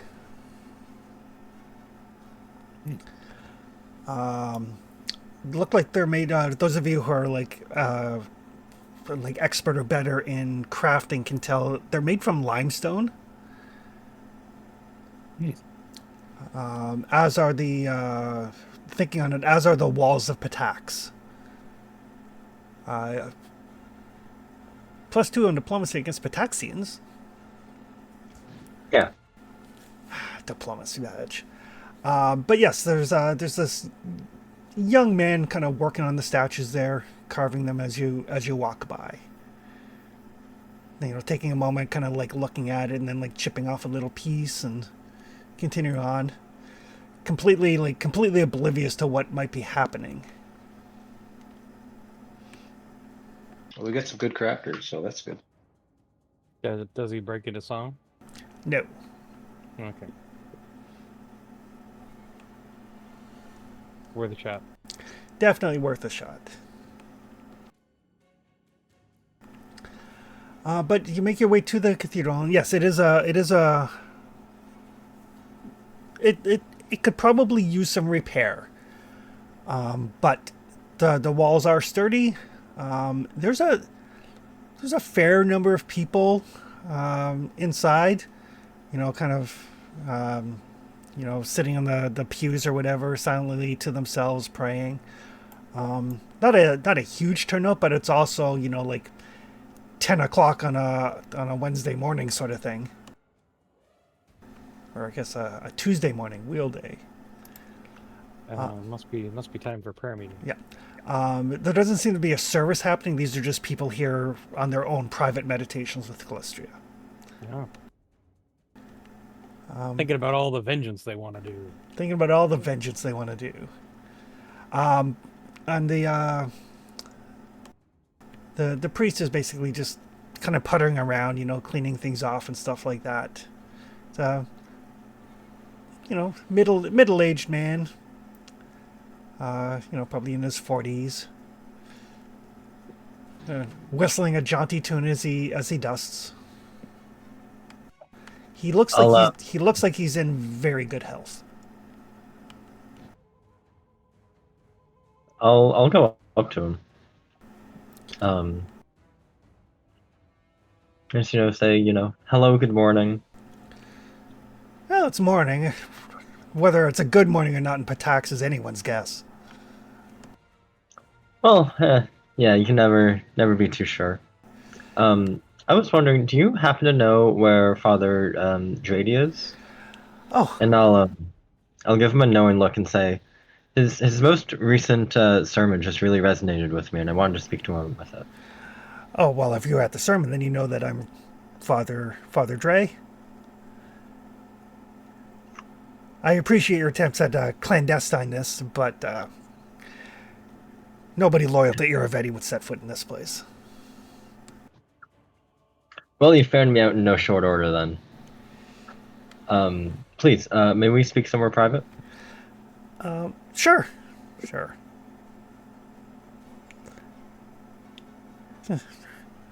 He leads you into the back area of the cathedral where his office is. Do you care for some wine? Some bread, some cheese? Yes, thank you. That's most welcoming. And yeah, I will not beat around the bush too much because I'm sure this man can probably see through me. And I will basically talk about how Iravetti has done unkind things to the town. And there may or may not be some people's, you know, looking to rectify that. The people here are slowly coming around, but, I mean, Iravetti's a little bitch. He sends his wardens to do his dirty work. And they do it with fanatical devotion. So, you know, people... He does like to throw their lives away. Yeah. So, I do what I can to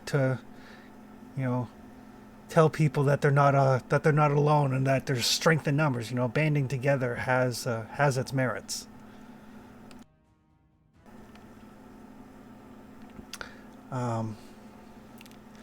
Unfortunately, people might be keen to start to work together, and then word gets around, and people's houses start getting raided, and people start getting hauled off to the stocks or to the hangman's noose. And people lose their taste for it after a while. But I have faith that Callistria's eye is not blind to what's happening here, and I think there will be a come up at some point. Well, whether it's religious or not, there sure will be. Perhaps your prayers have gone answered. We've come to help things along. Huh. Callistria does tend to work through agents of change, champions, if you will, the sort of people that would put Irvedi in his place at his own tournament and not bother taking part in the signature event has a great affront to him. Those sorts of people. I personally found it highly entertaining. Oh, it was highly entertaining for sure. He was livid. And the snacks were really good. Like never before has anyone just not taken part in the joust. It was quite something to see.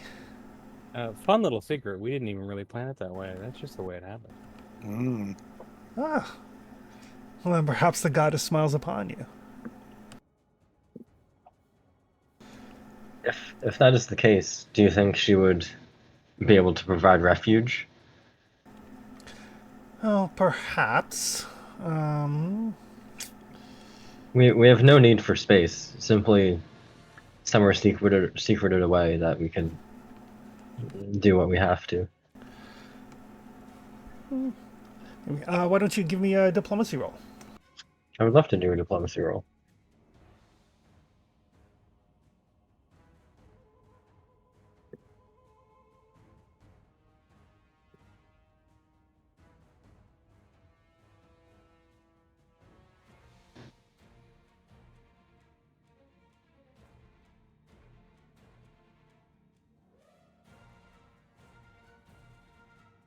Oh boy. 43. 43 is a critical success. Ooh, Nice. baby. Perfect. Critical success because of your diplomat's badge, actually. 43 is now 45. No, that's counted in. So, Oh, yeah. Still. 41 was not a critical success. 43 is a critical success. nice. Sweet. 42. That's the secret of life and everything. That's right. So I can certainly provide you with some space away from prying eyes. As I said, no one who is loyal to Iravetti will dare to come in here out a healthy dose of fear and superstition. And the king's a bitch and a coward. Yeah. And we're not looking to bring trouble to your door, but we are hoping to find some ways to help where we can. Yeah. I mean, the wise people do not bring trouble to Callistria's followers.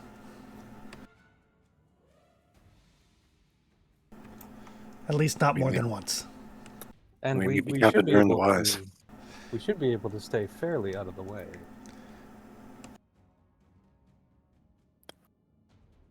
For the most part. Right.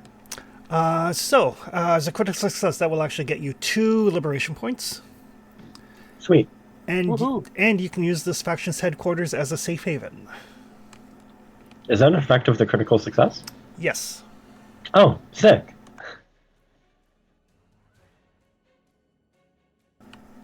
Very nice. Uh, So not only does it give you a place to rest, but if there's any sort of downtime activity that you want to do that doesn't require traveling around the city, you can do that here as well. So like if you decide you need to craft a thing or anything that doesn't require moving around the city, it can be done here safely. Wonderful. And if somebody wants to keep track of liberation points, you have 2. Got it. Plus, you also have 6 for winning the Rushlight Festival. Oh, cool. Plus, you have 2 more for defeating armies. So that's 10 so far? So you have 10. Got it. But yes, word travels quickly about the defeat of the armies. The priest here, Father Dre, does seem like he is in the know. That's good. So you and your friends are welcome to abide here for as long as you may need. While you're in the city. If anybody asks, you're lay worshippers from a nearby settlement that are seeking habitation here in Pitax, and we're merely hosting you at the cathedral until such time as we can find suitable housing. Yeah, we could be, pilgrims from Dreliv. Oh, certainly. We've had no shortage of them since Baron Hannes was removed from power. A good friend of mine runs the church there. Lovely woman. Yes. Just don't get on her bad side, but that could be said for many of us. True enough. Indeed. But yes, he welcomes you all. He does provide food and wine and bread and cheese and like some smoked meats and sandwiches and stuff. Excellent. And he does actually give you like a full on, like almost like a suite that you can use here for whatever it is that you need to use. Nice. Does it have a wardrobe? It does have a wardrobe. I will put the door to the planar palace. Yeah, there we Okay. go. I'll put the door to the planar palace inside of the wardrobe. Oh, nice. Actually, Okay. I was going to tell him we only needed a closet, but this works out too. And You've got a couple spare shirts in front of it. yeah.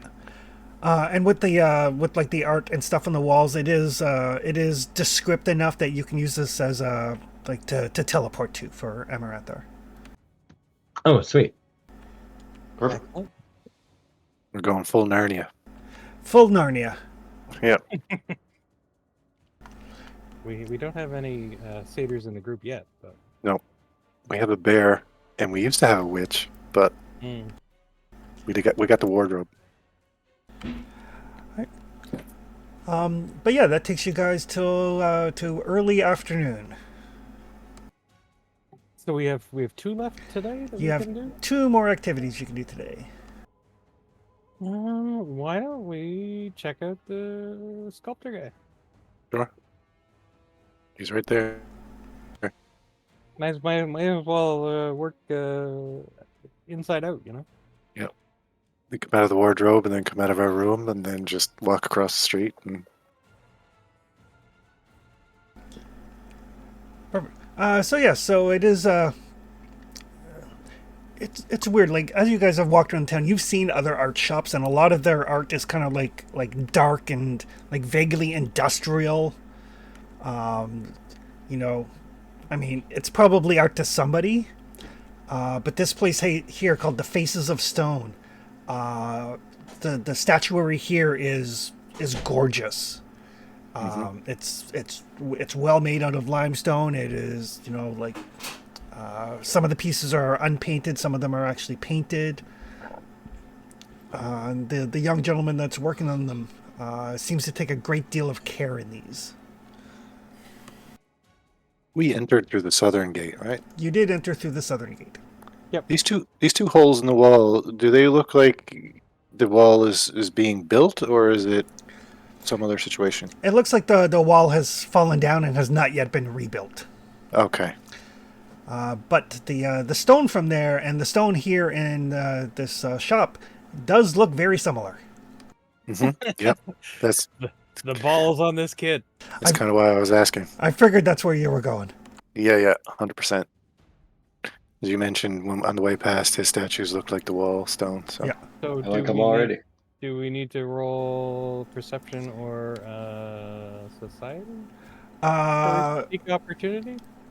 No, because you have found this place, you don't need to do anything. Oh, Would it be pursue opportunity? You absolutely can.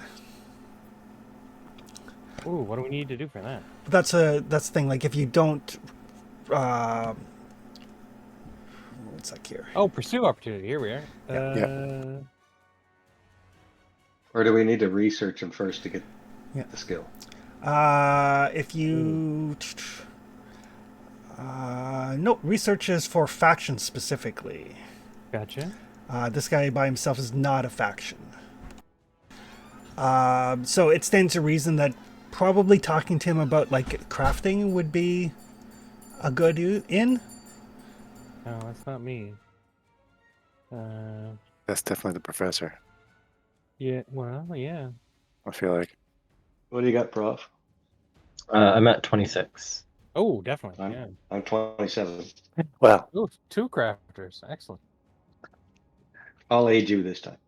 No, I'll aid you. I did the main check last time. there. Got to spread the luck around. Peg, you're in. And that's exactly why. No, That is still a success, though. that's just because you ate it. No, it is a failure actually. Because it was a No, it'd be a success. It would be a critical, or it would be a critical success. But because it was a nat one, it gets detracted by Oh, that's one. true. Yes, It goes down one. Yeah. that's right. The weird things with high numbers. Yeah. So it is still a success. So it's +1.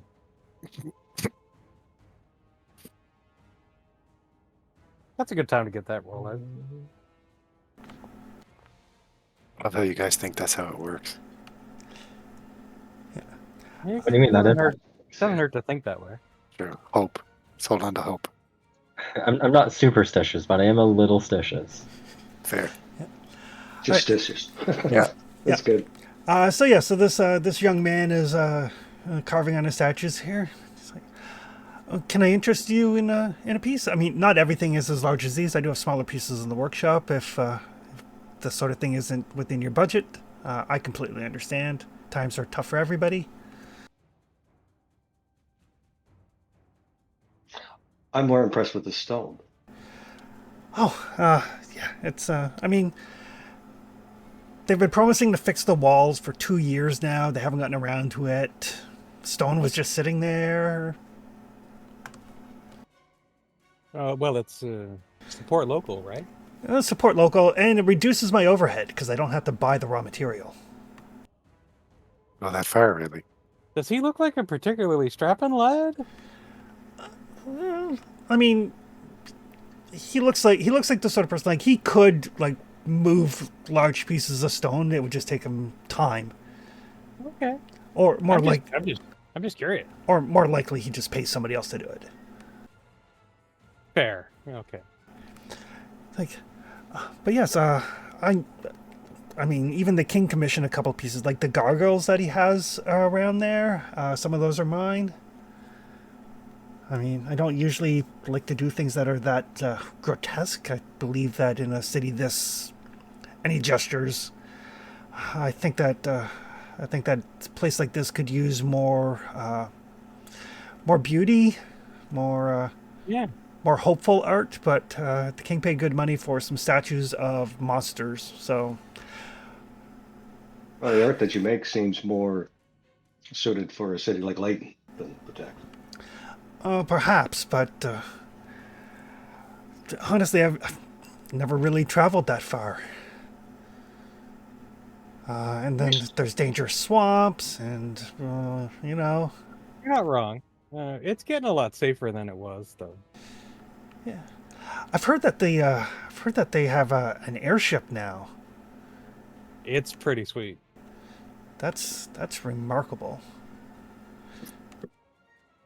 I do have a close personal connection with some of the council members. Perhaps I could show some of your work to them, but Oh, of course. Uh, I mean, don't get me wrong. I mean, Pitax is my home, but the being able to show my art to a more appreciative artist audience, that would be quite something. I hear that's trouble with a lot of the artisans here in the Barter College, and That, and it's so cutthroat. Like, people will try to claim creation of somebody else's pieces. I mean, that's not the way we should be. Yeah, it sounds like they need more of an open market, less competition. I mean, some of the artists have taken to, I mean, most people sign their name, but now there's people will forge that as well. I mean, it's gotten very ruthless. I mean, I've taken to customizing my pieces in such a way that I can identify them as mine if somebody tries to claim that they're not. That's very nice. And as he's talking, he'll, like, the statue that he's currently working on, he'll kind of like push in like one of the eyes, and it kind of slides back a little bit, pops back out. Then he pushes it in again, it pops out, and then he pushes the other eye, and this like secret compartment opens on it. Ooh. Like, yeah, all of my pieces have some semblance of this incorporated. That way, even if somebody was to forge my initials that I carve into it, if they don't know about this, I can easily identify it as mine. I do really like a good secret compartment. it's very impressive. Is the same true for the gargoyles the king commissioned? Oh, all of the pieces that I've made. I've got pieces, and he kind of points in like some of the gargoyles, like on the rooftops of some of the nearby buildings. He points to like a statue outside a shop. Like, he's a very well known and well regarded sculptor. So having his pieces is kind of like a big deal, and there's a lot of them throughout the city. Is one of the gargoyles xenomorph shaped? No. Worth a shot. Okay.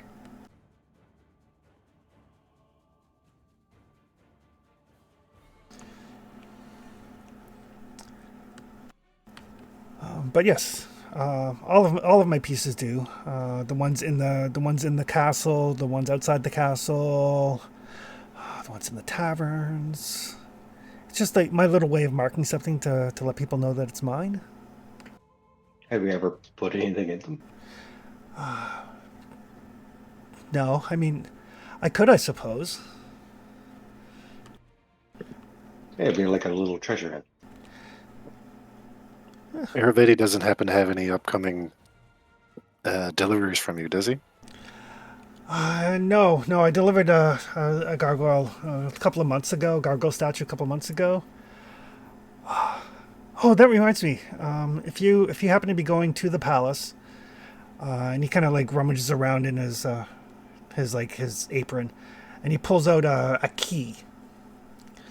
It's like, this was just laying around. I kind of grabbed it at a spur of the moment. I don't even know what possessed me. I mean, I would never steal. I mean, never, especially not from the palace. But I guess I thought maybe I would like give it back, and then I just forgot that I had it. Oh, that definitely happens sometimes. We could return that for you if you wanted. Oh, that'd be great. I'll elbow Snow Maple. Yeah. Yeah. Oh, yeah. Thank you. I'll add it to my collection. Where's the key come from? Where'd you find it? I don't know. I found it Sick here. Now I gotta look at another map. Which door does this key open?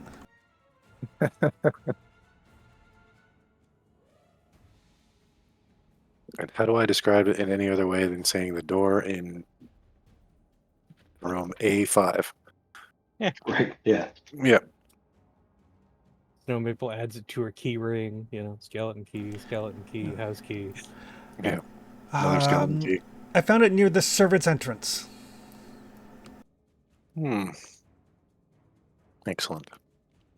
Do you know where? Like, did it lock the servant's entrance, or a closet, or?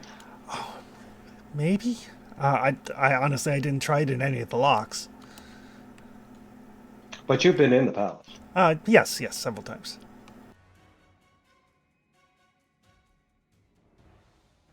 You're an accomplished painter. Sculptor. Well, the painting's Funny- on you. But Fun- your sculpting is pretty impressive. Yeah, well, that's really more of a side thing. The funny thing is, a lot of my competitors think that I'm some sort of evil creature that turns people to stone, and that's why my statues look so lifelike. And really, you just chip away the parts that don't look lifelike. Yeah, that makes sense. I mean, don't tell anybody I'm not a horrible monster that turns people into stone, because it stops my competitors from coming around. Yeah, I bet. We could spread that rumor. I don't need it to spread too much, because then people won't come and buy things, because they'll think it's unethical. Yeah. Very delicate balance. It's a balance. Fair. Do you have a lot of orders on the go right now? I've got a couple. I've got to finish this one for the Church of Desna. I've got a couple other smaller pieces on the works. Why? Did you want to commission something? Yeah, I was just. I think we probably could. Yeah, right. Can't see why not. Yeah, maybe a sculpting of like I don't know, maybe the most impressive room you've seen inside the keep. They wanted to do a whole room. I got like a diorama.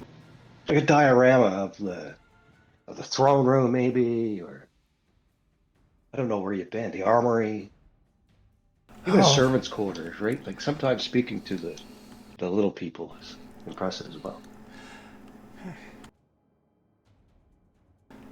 I mean, it would take me quite some time.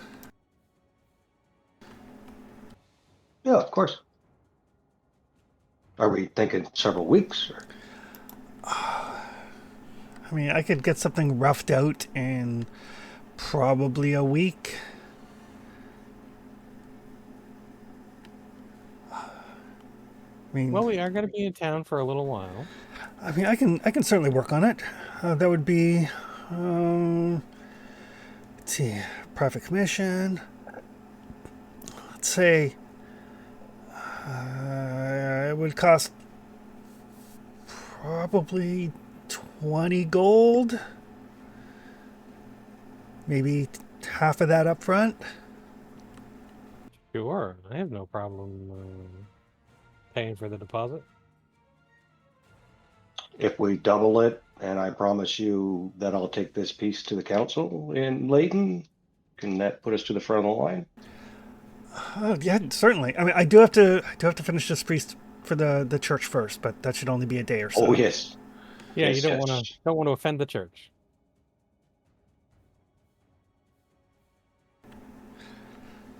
Okay. All right, we yes. have ourselves a deal.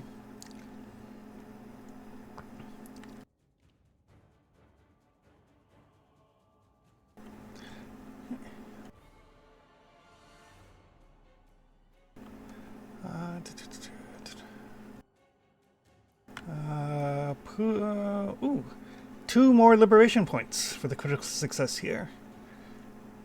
Oh, excellent. And a key to a door in the keep. And a key to the servants' quarter in the keep. Mm-hmm. And maybe a way to teleport to it. And maybe a way to teleport to it. Nice.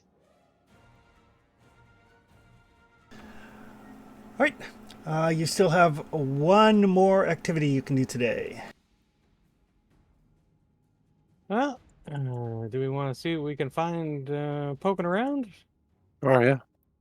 Yeah, let's poke around. Like research faction, you think? I was thinking about seeking opportunity. Hmm. See, oh yeah, that's a good one too. Okay. Kind of That stick to the south here first. Yeah, I think so. So yes, that'll be either perception or society.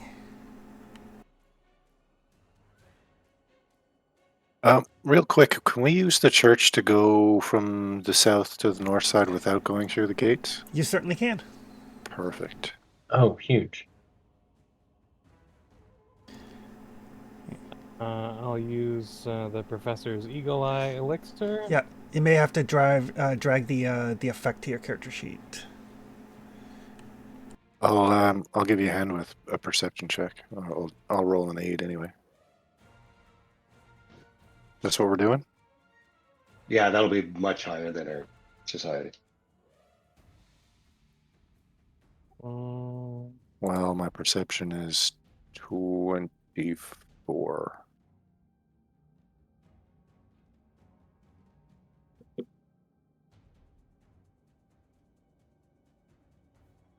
oh, it was already on. Okay, good. All right, so that is going to be +3 bonus from Traxton. Sorry, Chris, I put myself on the map there for a minute just so I could make sure I had the buff. Yeah, no worries. If you want to take me off again, you can. Oh god, she's huge. Yeah, I know. It's like, ah! And the professor Watch too, they're like kaijus. Stomping on whole buildings. Oh, I was just gonna apply my diplomat badge to myself. Oh, you just drop yourself someplace like outside the city. Oh yeah, that's fair. I'm good now though. Okay. Ooh. Oh snap! Oof. So that's 51 total. Oh god. Is that the highest roll we've ever gotten so far? It might be. Probably. Yeah. I'm pretty sure I never broke 50 before. Teamwork. I think that those are numbers that the sword lady from the very first session was rolling. Oh, yeah. Oh yeah, Lady Eldori. We're Yeah. catching up. We're catching up to her. Single-handedly fighting 2 frost giants herself. Yeah. Yeah. Flower could do that. That's true. Not extremely well, but he could definitely do it, yeah. Right.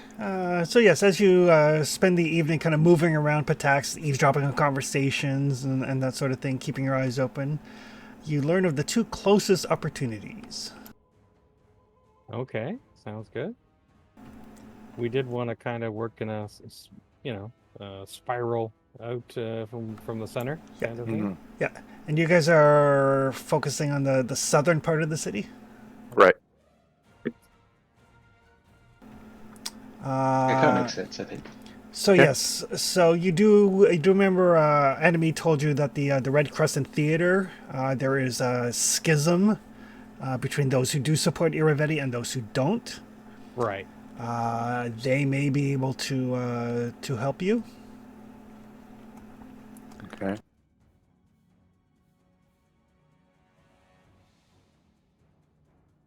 Boop. There's that one Is it- there. The theater. Yeah.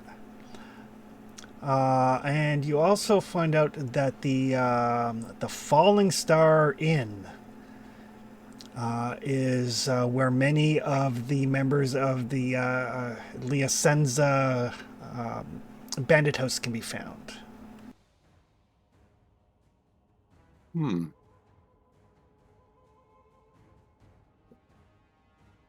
I'd rather fight bandits than bards. Like if we ended up with a fight Oh. with bards, that would suck so much. So we have the Scarlet Crescent and the Falling Star Inn. The Red Crescent Theater, Oh, sorry. yeah, and the Falling Star Inn.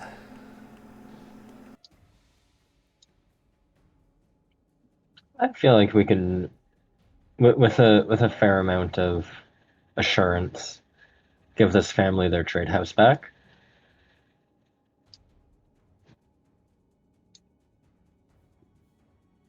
I would expect so.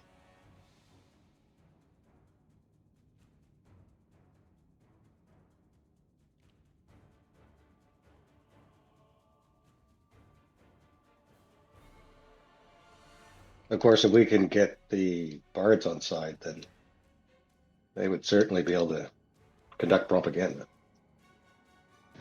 That's true too. Are Oh, we sure? there's the inn over there. Gotcha. Are they bards or are they just actors? Are they a mixture of both? Is there Uh, they are bards. Well, Oh. at least the director is a bard. Hmm. Probably better to deal with bards than actors. Too much drama. Yeah, it depends on the type of bard, really, I feel like. I'm just thinking, like a fight with bards would be so many buffs and debuffs, it would be gross. Just bring a silence spell and they're screwed. I guess, yeah. Mm. I don't have one. Oh, well. That's it for today, though. That is it for the day. All right. I do have disintegrate. That's kind of like a silent spell. Yeah, kind of. It makes things go quiet. Hmm. So we got to head back to the wardrobe and Everybody rest pause. in our. Everybody rests and takes their 9-course meal. I feel like each of one of us probably do like 3 or 4 courses at most, and Gratch just cleans up the rest. There's so much food. He didn't get bigger, by the way, did he? No. Okay, good. It's already large size. I don't think we need that.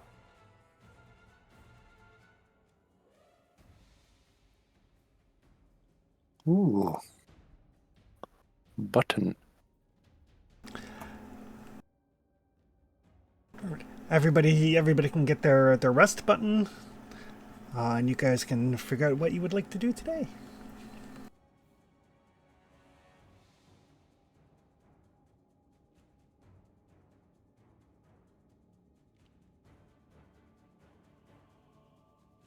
I feel like our chances of encountering just the director and a lesser amount of actors will be earlier in the day at the theater.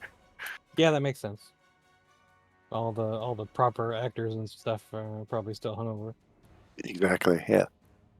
Curtain That's, call is that's a not good until idea. 12. Yeah. And then later on for the tavern, like as per a normal sort of situation. Yeah, you don't want to show up for breakfast at the tavern. No.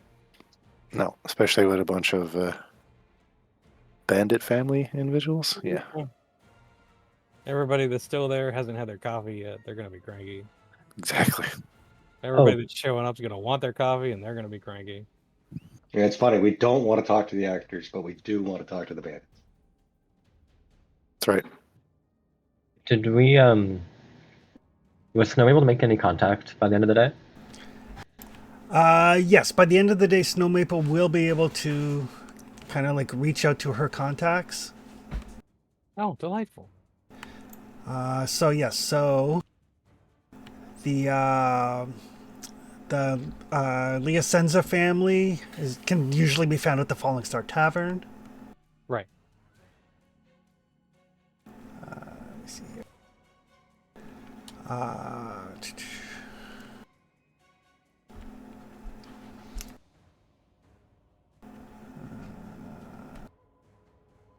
Just gotta find who's where.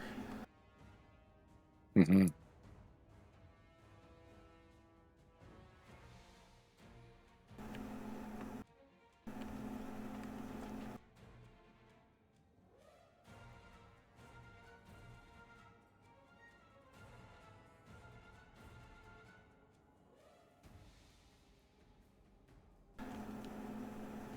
The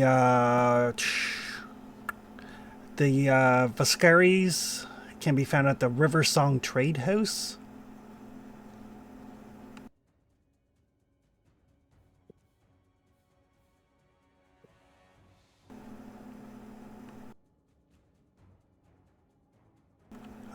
The dealers can be found at the Rose Tower.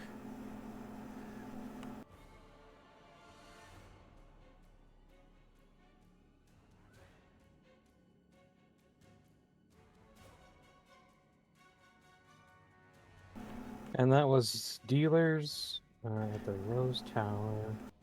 And what were the other two? The scary family at the Riversong Trade House. Yep. Is that what they are? Scary family? Viscari. Viscari. Vascaris.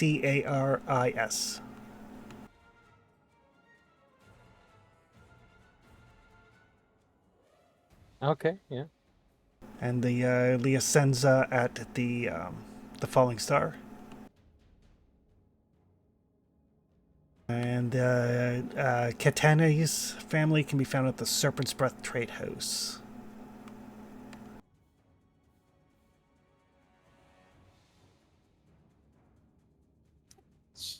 Sorry, do the last one again? The Katani's family. 1 second here. He's at the Serpent's Breath. Serpent's Breath. 1 second, I'll mark these on your map. I just gotta find where they're at. Okay.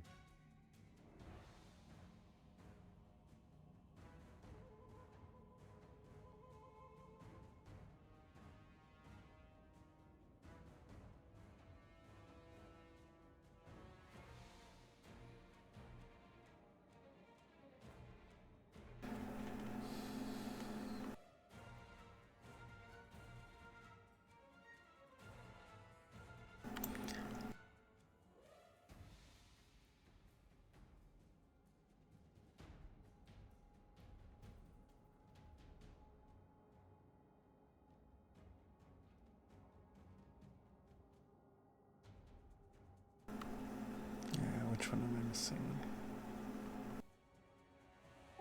Okay. Well, we've got a lot more factions if we want to do some research on those. Hmm.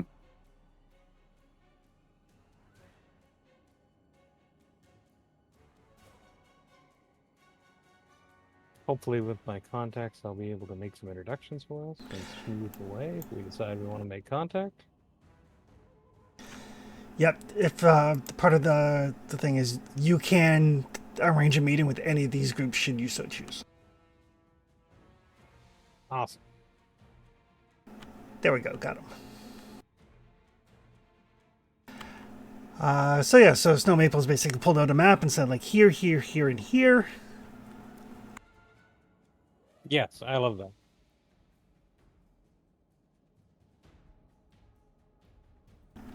You guys can decide what you would like to do.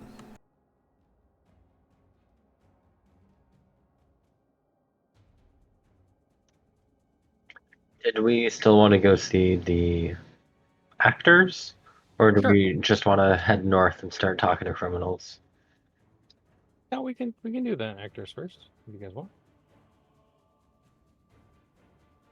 Sure. That's investigating an opportunity, right? It is pursuing an opportunity. So sorry. And the actors are actually a faction as well. Oh, okay. Do we want to investigate them first before we roll up on them, or sorry, research them? I feel like we could probably assume it'll be performance. Especially if we only got 4 actions a day. Okay.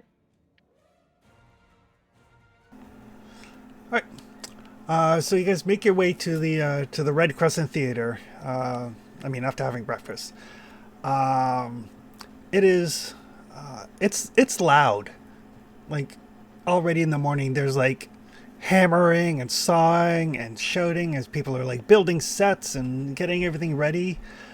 The rehearsal that you managed to catch part of is somewhere south of Bad. People don't know their lines. They're like, breaking character. They're cracking up with the wrong moments, and the director's just like rubbing the bridge of his or her nose. Oh my god! I'll say it a little loudly just so that she overhears me. Or say, oh, there's no art in any of these performances anymore. Tell me about it. Irvedi has mandated that in order to continue our funding, we must be an institute of learning. So we have to open our doors to anybody who wants to learn to be an actor. And the number of people who want to be an actor and the number of people who can be an actor, there's not a lot of crossover. Mandated? What do you mean mandated? That isn't how you run a land of art. If we want to receive state funding, we have to put on the plays that he likes, and we have to open our doors so that people can learn how to act. You don't think your own acting merit is enough to fund you? Surely people will pay a fortune to see your acts, no? Sadly, those days are long behind us. Well, perhaps it's because you're letting people like Iravetti tell you what you can and can't perform. Well, perhaps, but if we play things that the king doesn't like, then our lovely little troupe will be a few heads shorter. So instead, we have this overly violent, overly sexualized, crude trash that we need to perform with people who have no business being on stage. And the last part, she uses bullhorn and yells. I like this one. Here, surely whatever, as you said, trash you reinforced to perform, surely it just hasn't been edited enough. Do you have perhaps a script I can look over? And I'll introduce myself at this point. Well, here's what passes for the script, and she hands you basically a bunch of papers, loosely bound together. And yeah, I'll just flip through it, just muttering to myself like, no, that's wrong. No, this dialogue doesn't, sound natural, all that sort of jazz. Yeah. Looking at the script, it is like the worst sort of B movie script. More like a D movie script that you've ever laid eyes on. How do you mess up sex and violence? By making it all contrived. Yeah. It's true. I think anyone will tell you, you can't take out the foreplay. I mean, there's no need for nobody will care about any of the characters. So when they're killed in such a fashion as to be the king wants us to have a splatter zone. Oh.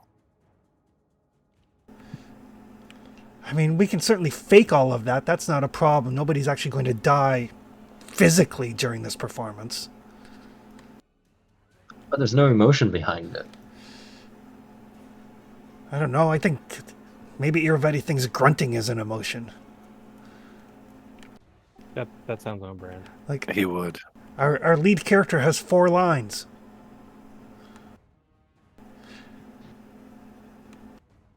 Is his name Keanu? And one of them is going to be I'll be back. I don't know. And the king wants this rushed into production to buoy up the spirits after our disastrous showing at the Rushlight Festival. Well, whatever this performance will do, it certainly won't bolster any spirits. Right? And again, she kind of turns her attention. She yells at one of the people. It's like, you go back to stuffing sausages. You do not belong on the stage.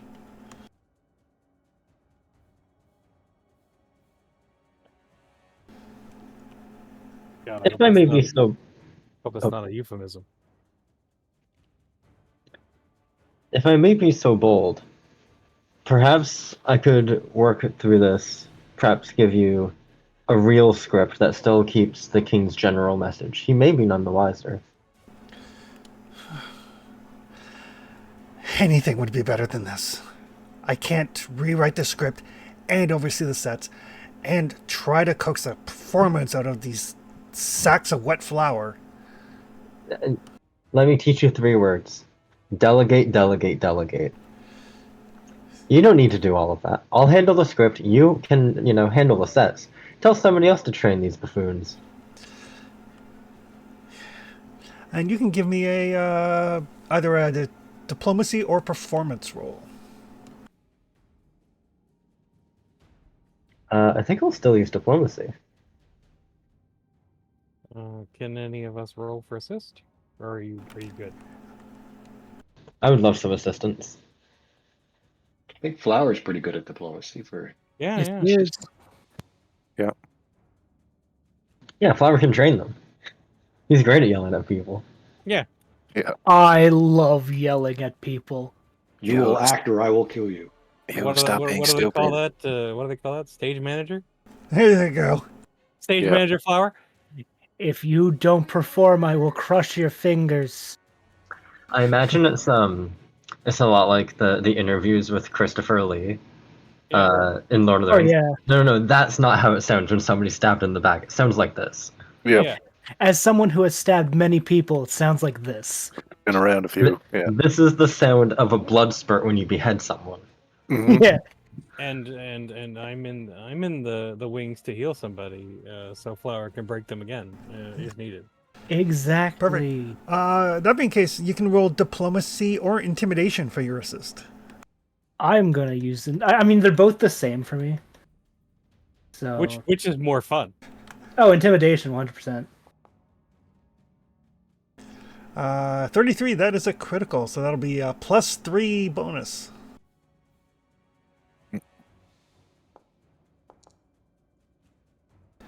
I'm gonna hero point this. Okay.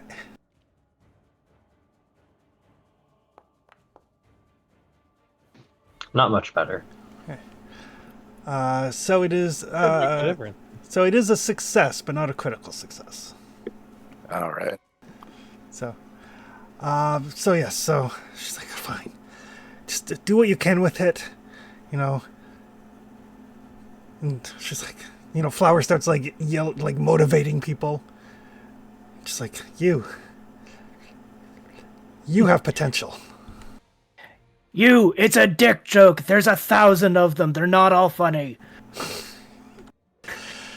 Flower just dives into stage managing. Yeah. He's a Hammer natural. faster. Yeah. He's a natural. Yeah. I feel like I manage them like I manage like a build crew.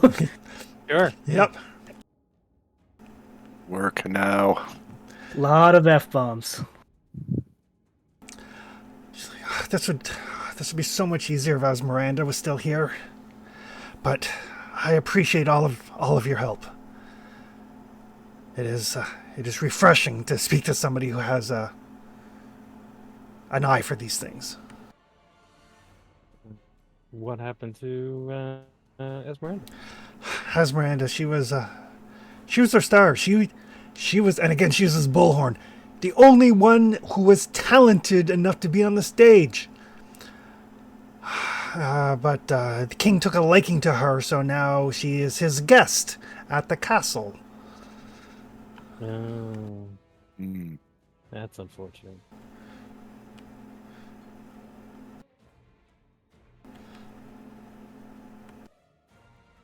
What's her full name? Esmeralda Ilada.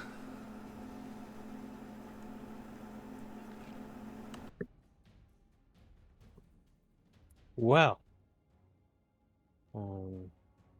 if we run into her, we might be able to assist her in making her way free of that arrangement. that plus these rewrites and somebody who can get these buffoons under control is a godsend. Yeah, we're just in town to help people out. It is deeply appreciated.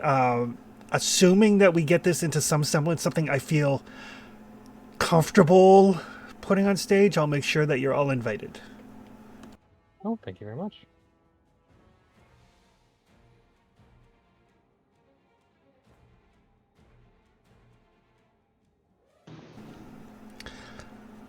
And whoever is tracking liberation points, that is one more. Okie dokie.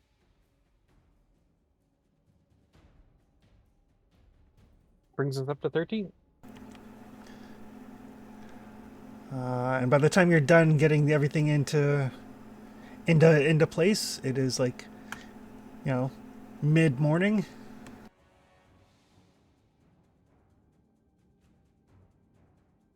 Excellent. Anybody have a preference where to next? Well, we might as well finish out the south, right? Yeah, sure. So that's the falling star, I think. Hmm. I just messaged you, bro. Those would be your people, Snow, I imagine. And the Asensa family. Okay. Yes. The Liasenza family. The Asensa. Okay.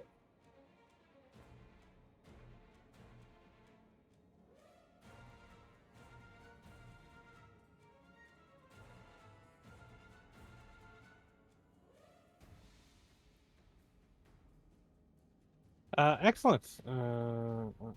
Do we want to try and research them, or do we want to just approach them? I mean, they're a criminal organization, so Yeah. I guess it comes down to, do we want to see if they're the kind of criminals we want to get into an arrangement with, or maybe just roll up on them? I'd Yeah. be more comfortable knowing more about them. Yeah. All right. Yeah, I think that's a good call here.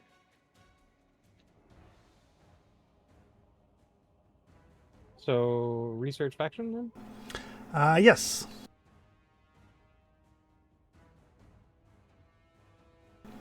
Prof, did you do any society shenanigans? No, I didn't. Okay, so I'm good. I'm an expert, so 23. I've got 22, so I'll give you a hand and make the introductions when necessary.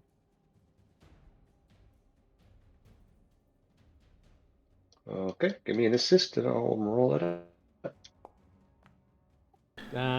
Oof. Critical success. Double critical. So it's going to be a +3. Yeah, and Snow is Master Society. 38 plus 3. 41. Not quite a critical. That's fine. Just knowing the skill is good, I think. Yep. If you get a critical, you actually get a +2 bonus on checks made to gain favor with. I don't want to risk the reroll, though. Yeah. All right. No worries. So the Liasenza family, what you and Snow Maple managed to pick up around town. They used to run the Iron Fox Trade House, which was the most prosperous trade house in all of Pitax, which gave them a shitload of control. But then Iravetti took direct control of the trade house, and the family's two eldest leaders disappeared, leaving the youngest, Gasper, in command. He is very inexperienced, but has no love of Iravetti and would like to restore his family's honor. Sounds like just the kind of guy we want to work with. Yep. And you can use society or mercantile lore to gain faction with them. Interesting.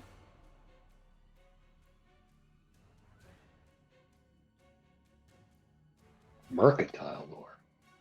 Yeah.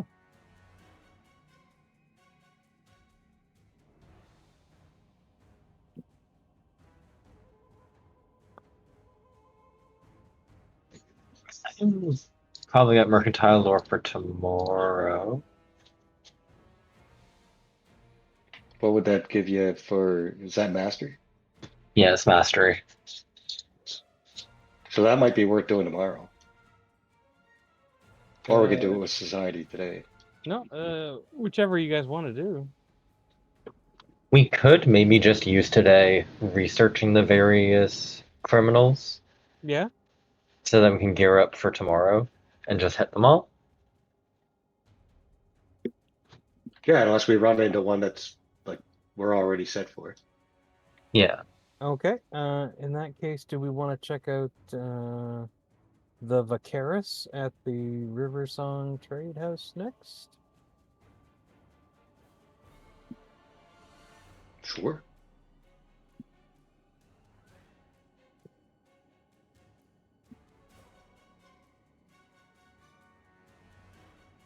I'm not sure which one that is. River Song is. Oh, okay. It looks like a nice part of town.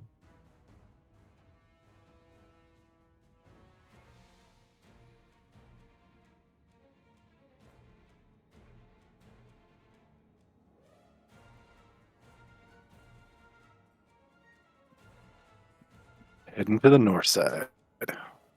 Near the probably the north gate.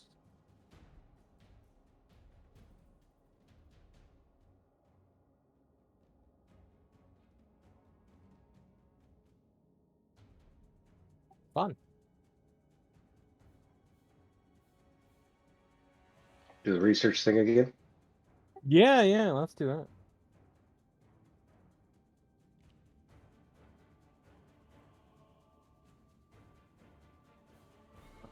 Persist.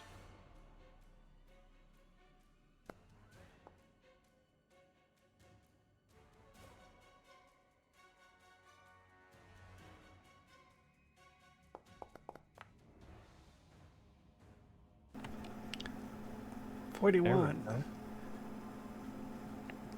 Plus whatever for resistance. Oh no, the 8 plus 3 is already in there. Yeah. Never mind. So the Viscari family. Viscari family up here in the northern part of Pitax, from what you can pick up, they control trade. Like they control all trade with ships. So basically, every sailor that comes into Pitax owes a little bit of allegiance to them.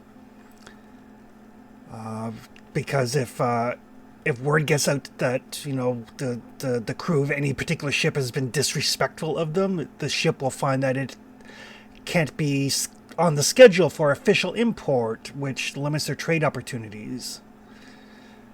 So they basically kind of run the trade ships. The ruler is Jafar. He's fairly young. He spent much of his life as a merchant captain. And as a result, because he spent so long outside of Pitax, he is seen as an outsider. So a lot of the other families don't listen to him. And you can attempt to gain faction using a society or mercantile lore. Oh, another one. Okay.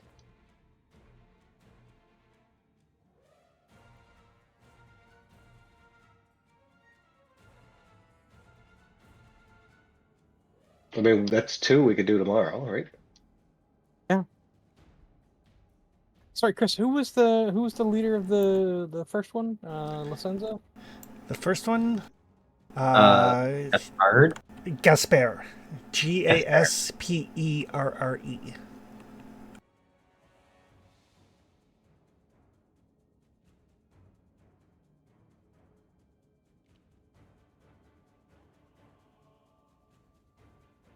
Gotcha.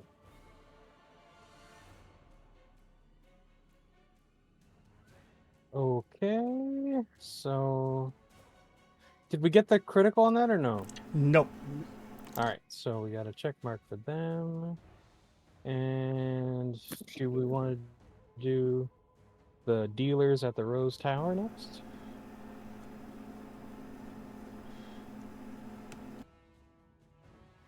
I think so, yeah. Yeah, what's the difference? I think putting the effort into knowing the skill and getting Prof to take the master skill is the right way to go. It takes a little longer, but I think we'll probably do better in the end. Yeah, we're not really out of time limit. Well, it's not that we don't have a time limit. We probably have like a soft timer. I don't know if we have a hard timer, but Right. So researching, asking around about the dealers. yeah.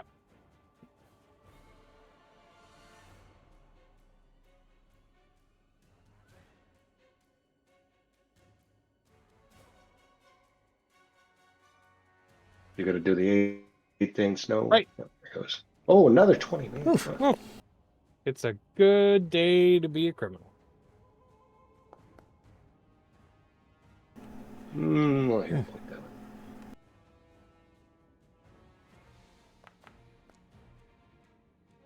one. There we go. 35, that is a success. The dealers of Pitax, they are based in an old lighthouse called the Rose Tower. Right. Okay. A group of drug dealers and alchemists under the leadership of a gnome named Karn Varil, Kharne, who is basically... Iravetti doesn't really care about the drug trade as long as the dealers pay a share of their profits to him.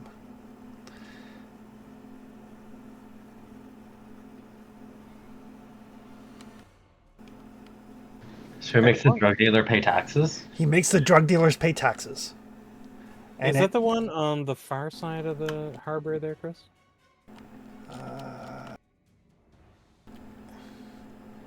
Oh, thank you. Sorry, I didn't mean to interrupt. Carry on. Yep. So yes, he makes the drug dealers pay a sin tax, basically.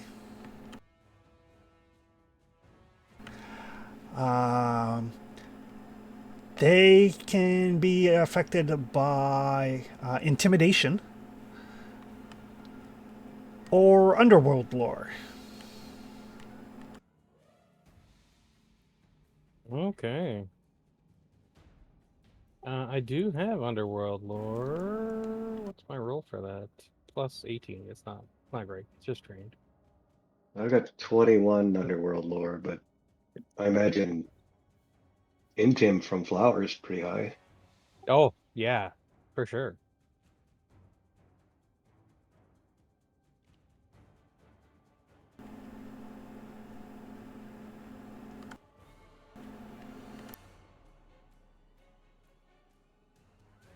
Prof might have Intim too. I don't know.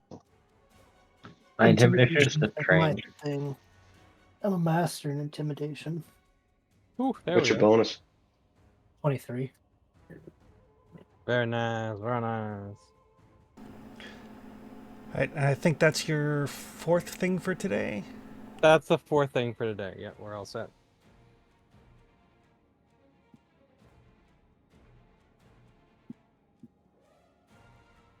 Well, he's rolling dice. You're right. There might be a clock on this.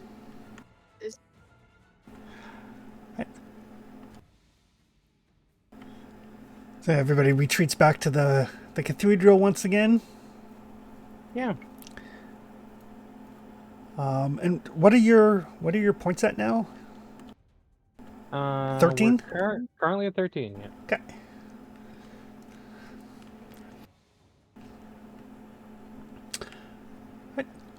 So the next morning rolls around. There are a few more people in the cathedral when you guys kind of like come downstairs.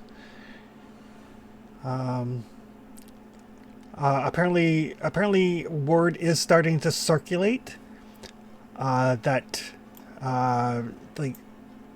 like no names or anything are attached, but there's people that are starting to talk about, this idea of like working together against Iravetti. Apparently, word has gotten out that people can use the various statues in the city as like drop boxes to like pass secret information along. Oh, fun.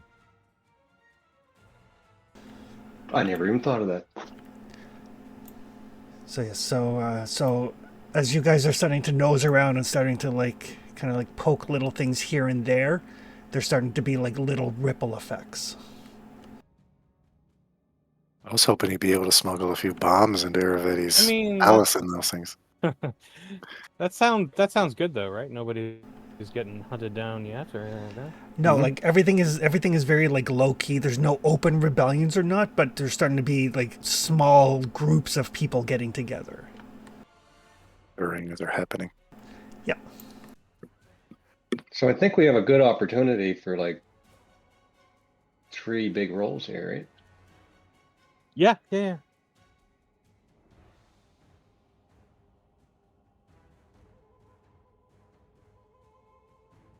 So, are we going to try and hit 4 of the people today, or what are we doing? The factions. Well, we could do the 3 that we have, and then we have 1 more action, depending on how things work out so far. Well, wherever we are, we should probably dump that last one to seek opportunity in that area. Yeah. Sounds good. Oh yeah, that's a good idea too. Yeah. Wherever we end up, right? Because we've. I Pretty don't know much if just up north, yeah. we haven't. I don't know if we've scoured south, but we've got quite a few in south now. So Well, we've got this one is the Licenzas at the Falling Star, and this one is the Vaqueras at the waterfront, and this one is the Dealers at the Lighthouse. right. So we got 1 in the south and 2 in the north.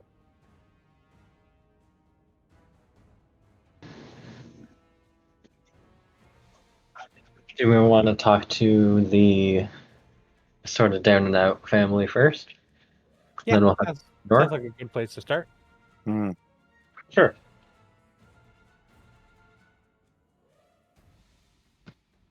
I've changed around some of my skills. Okay.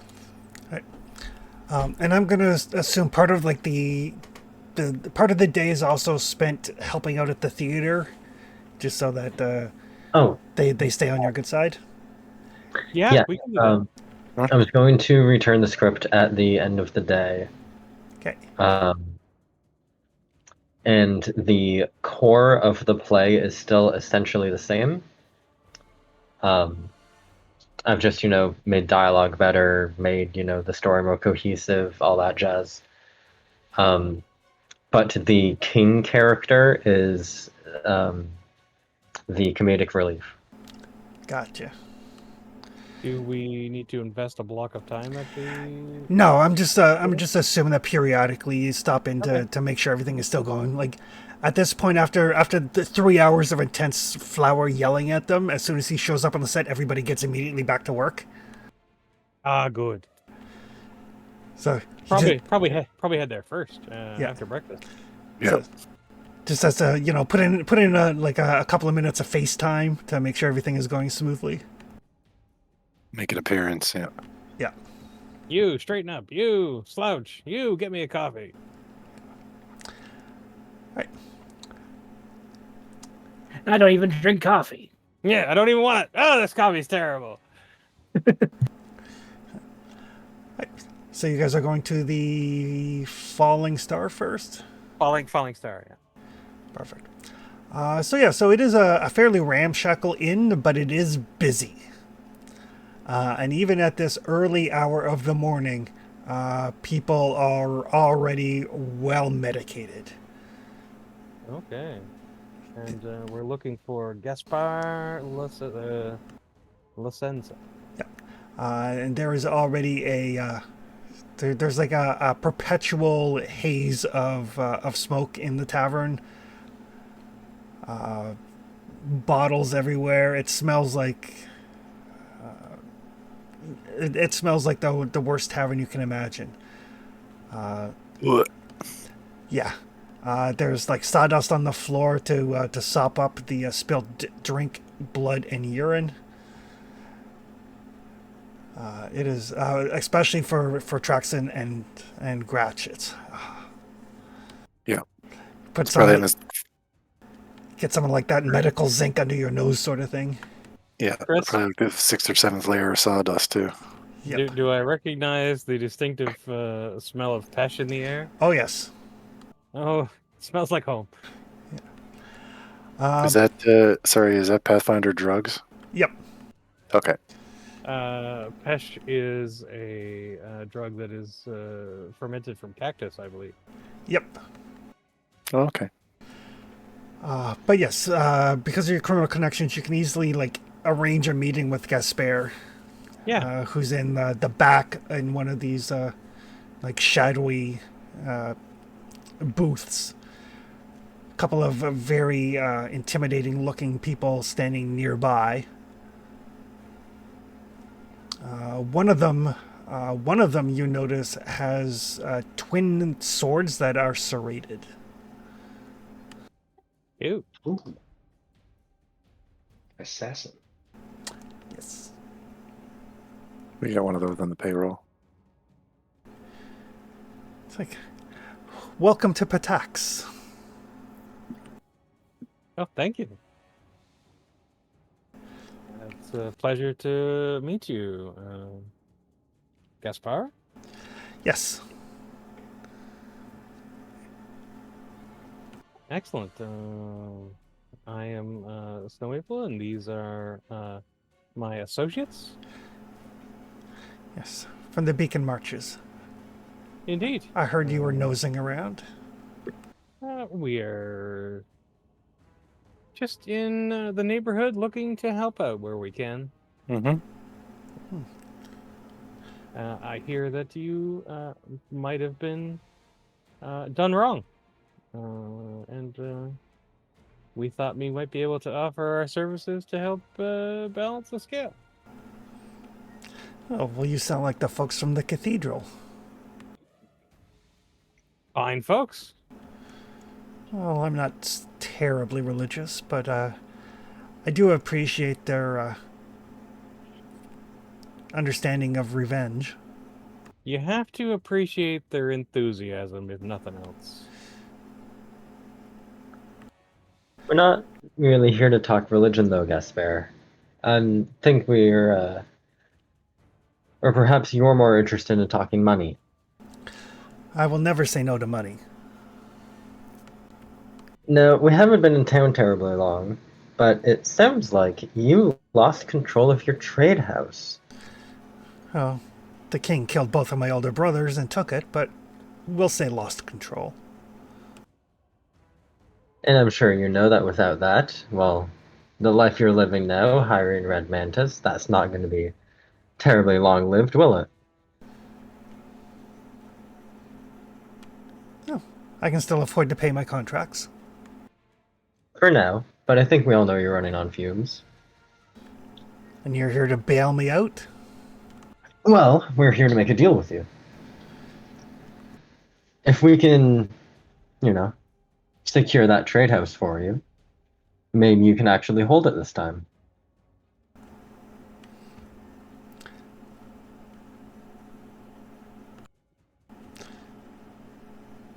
Well, I would hate to see anything happen to the king's property. Is it the king's? That doesn't sound like the Lassenza family I used to know. Well, it is currently the king's. I suppose somebody would have to take control of it if something were to happen to him.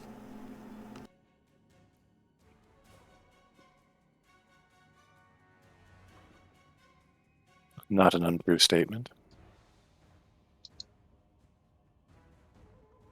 To my understanding, something may be happening to the king. Not too terribly short a time. Well, if something were to happen to the king, perhaps my family and I could provide some assistance. And of course, watch over the trade house. Well, somebody would have to. And it's the upstanding thing to do, is it not? I wouldn't go that far. But it's better that it falls into my hands than into the wrong hands. Mm-hmm. I'm glad we agree. Who knows what some other family might do with the trade house?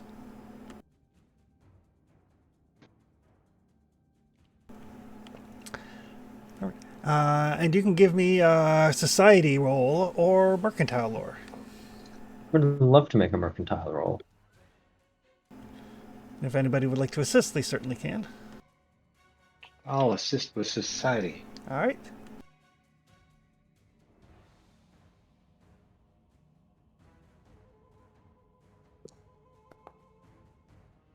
Oof. That's a hell of an assist.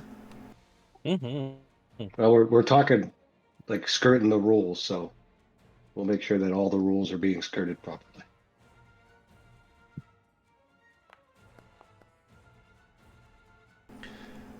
Ooh, critical success. Huzzah! Loving those points. Perfect. So yes, so that will give you 2 liberation points, and you can use the falling star as a safe house if you need. Excellent. I hope we don't need, but excellent. This place smells bad. Yeah, we don't even want to put a door here. You get Nope. used to it. You get used to it. Do you? I don't know. No, you do. You totally do.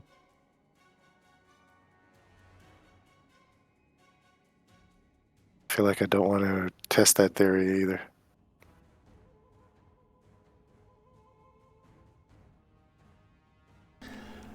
But yes, he will gladly make such a deal to provide you with. When the time comes, he will lend some assistance. In exchange, when everything is said and done, he gets the trade house. Yeah. Okay. Mhm. That's good.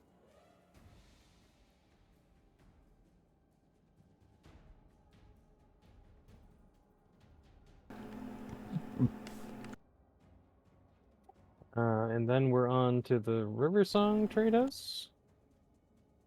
To the Vacaris family. It's way up north. Yep.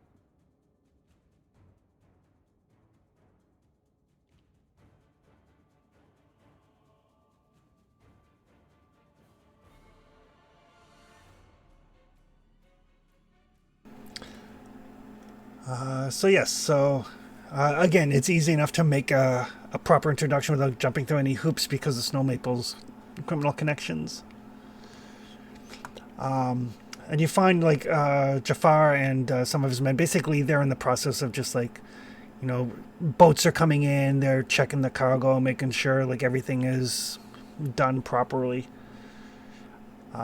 You do notice that like some crates are stamped with like, provided with import bills, and some crates are not. And the ones that are not are loaded into an entirely different cart than the ones that are.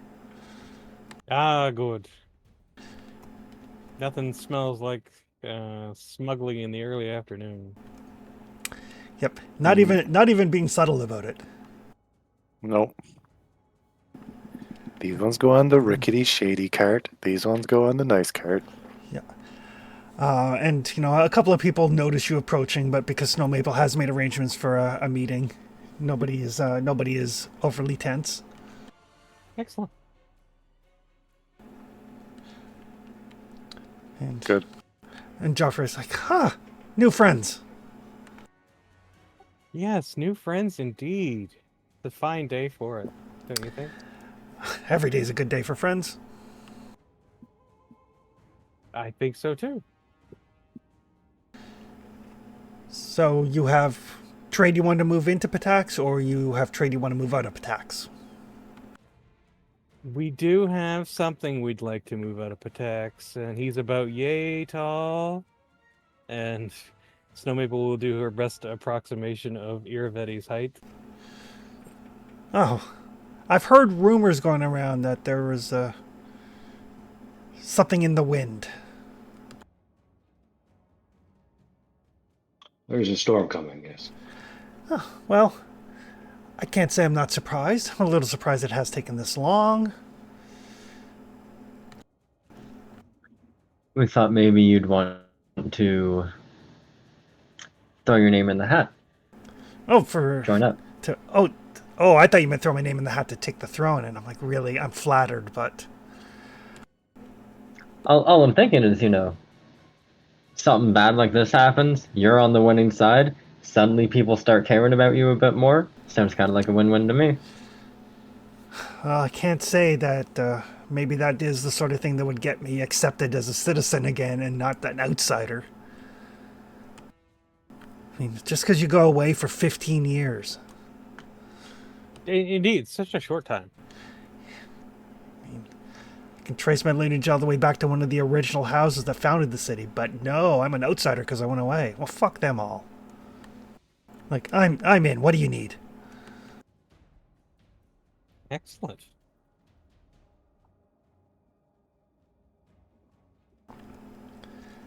But you can give me the society or mercantile.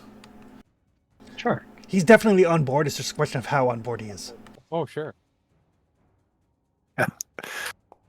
He's ready. Just how ready is he? Yeah. That's still a success. That's still great. That's true. Yeah, it's so easy now Well, at this level. yeah, I think that's what they found. Like with the DC 20, it made almost useless at low levels when you kind of need it more. So lowering it to 15 means it's useful at low levels and really good at high levels. Yeah. It's still a great use of an action if you have a Yeah. reaction available.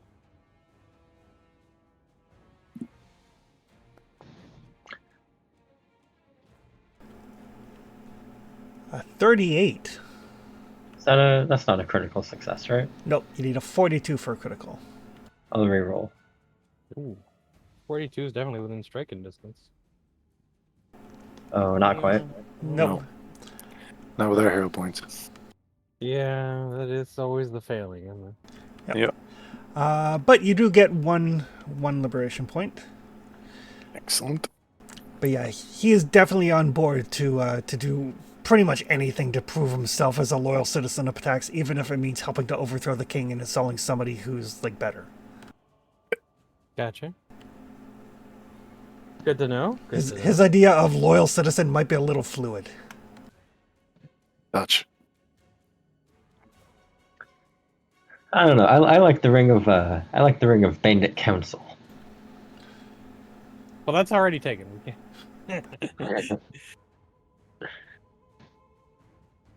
We could do Scoundrel Council. Ooh. Scoundrel Collective. Maybe. Scoundrel Co-op. Oh, there you go. Bandit bureaucracy. The Union of the Unruly. We'll get this buttoned down. Eventually. Workshop it a bit. Yeah. Alright, that will take you to early afternoon. Right, and our last stop today, last planned stop today is Carn Varil, the dealers at the Rose Tower Lighthouse. Oh yes, Flower's gonna yell at people. You want what we say. So yeah, this place it is an old lighthouse that is desperate in need of repair. There are like a bunch of like alchemy benches and everything set up. Tons of people working. There's this kind of like nasty looking little gnome with like a big ass cigar.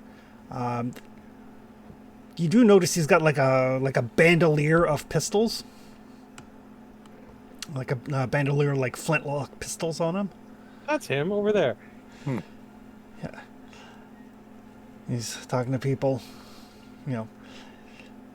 He doesn't seem like he's not yelling at people or anything. He's just like, keep up the work or we'll have to cut off a finger. Very nonchalant about the violence he plans to inflict on people. Put a hole in your face. Such is life. Yeah. Yeah. Maybe if you can't do this work, your children can. Ooh, nice guy. Yeah. I'm pretty sure Flower can straighten him out. But yes, he'll come over. Say like, so have you come to? I heard you were looking to meet. Usually people meet because they want to buy. How much do you want to buy? Ooh. Tempting. What did we really want from this guy? Like, I mean, we just kind of want to feel him out and see what he thinks of Iravetti. And his Probably- cooperation. Yeah. Yeah. That's kind of where we're at. Yeah. I'll be straight to the point. King, thoughts? Well, I mean, he stays out of my business as long as I pay him a percentage of my proceeds. So as long as I continue to pay him, he stays out of my business. So I don't really have thoughts beyond that.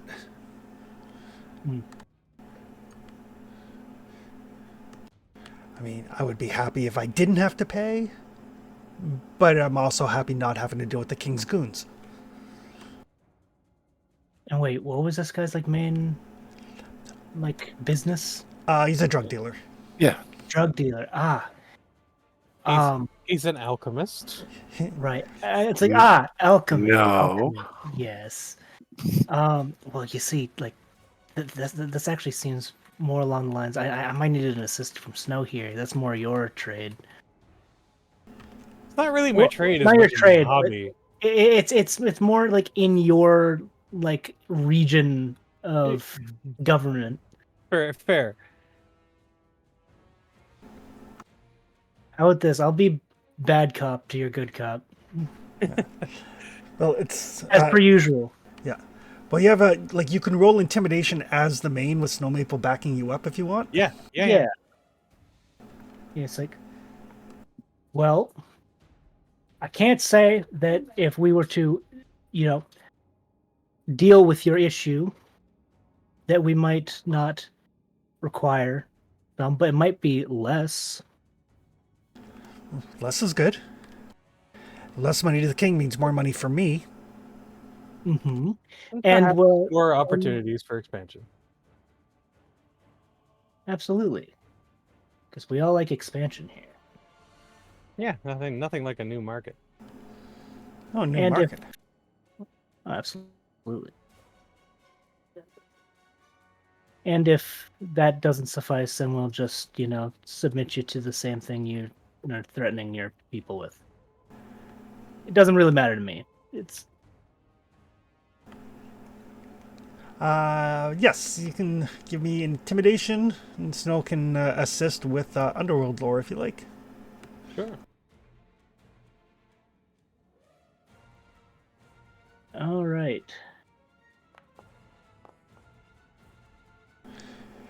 Man, we are cracking them out on diplomacy today. Oh, damn. Intimidation. Come on. Roll it. Uh, Ben, different point. That is a success with Snow Maple's assistance, but you can hero point it if you like. I'm going to. I would like to. 'Cause I feel like I can do better. Scream you louder. That's definitely Voice better. crack. It was better. So not a critical success, but I don't think you want to use the drug den as a safe house anyway. No. No, thanks. Drug dens aren't safe. yeah. But that will he'll kind of say like, okay, so you guys are going to overthrow the king, and I can help you. In which case you'll look favorably upon me, and if I don't help you, then you're going to cut off my fingers or put a hole in my face. Got it. Sign me up. I knew you would see things our way. Smart gnome. I need my fingers. Most do, really. And I need my face to not have a hole in it. It's not a few. So I'll call this a win. I'm with you on that one. Yeah, sounds good.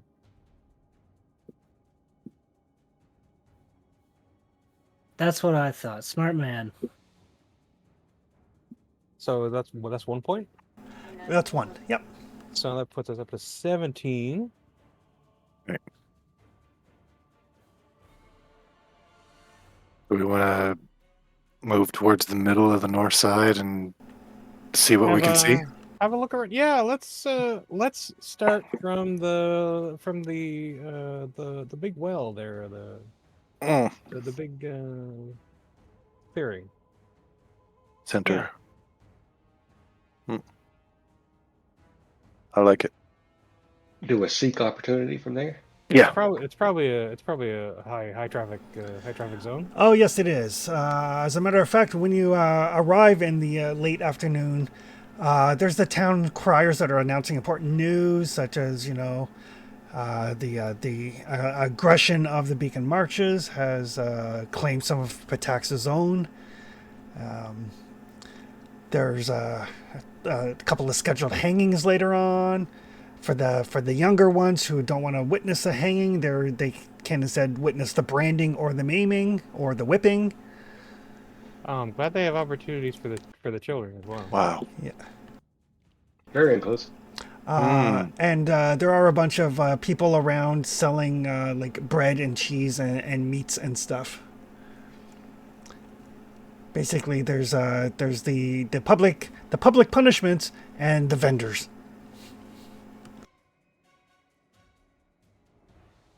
As always. Yeah.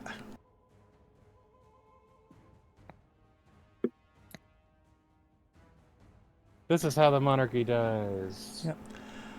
But you can make a survival roll. Oof. With a ton of help from Traxton. Another one. Wow. And that's on the help. Like, what is happening today? We need Yep. to help. We need to just be helping all the time. For sure.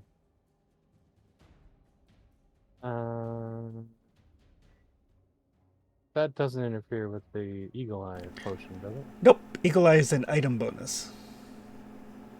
I perceive all. And it's plus 3? It is +3.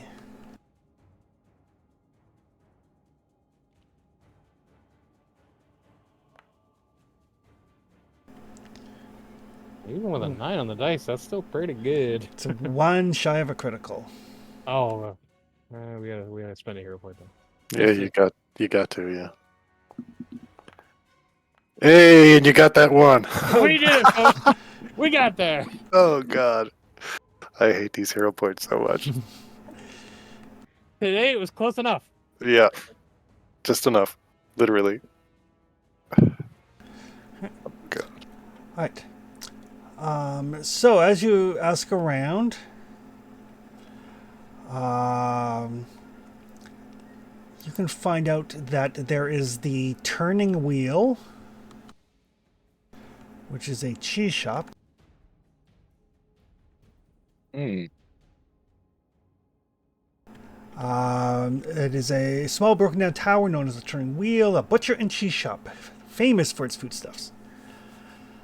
But the rumors that you've heard is that the woman that runs it, a woman named Ingress, her son was killed by the wardens a couple of years ago for something insignificant. And she has a fairly abiding loathing for them. Okay.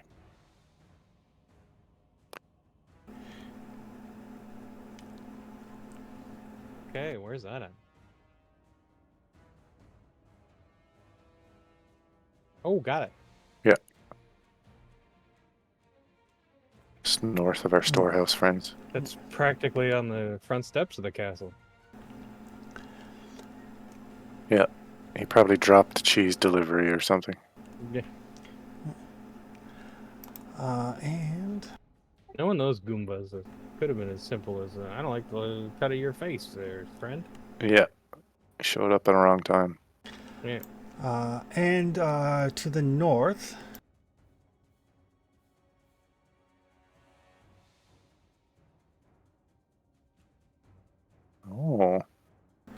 on the docks. Oh, another one near the Yep. docks. Oh. There is it's called the Dwarf's Cave. It is basically it's where the shipmaster of the harbor is, like the actual shipmaster, not the goon that runs the trade house. Appointed by the Licenza brothers. He is an arbiter of disputes between the various families.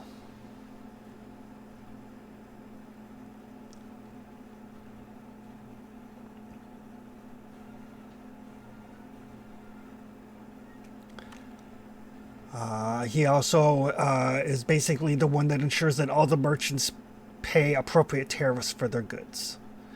He's renowned for he's gruff, but he does not have favorites.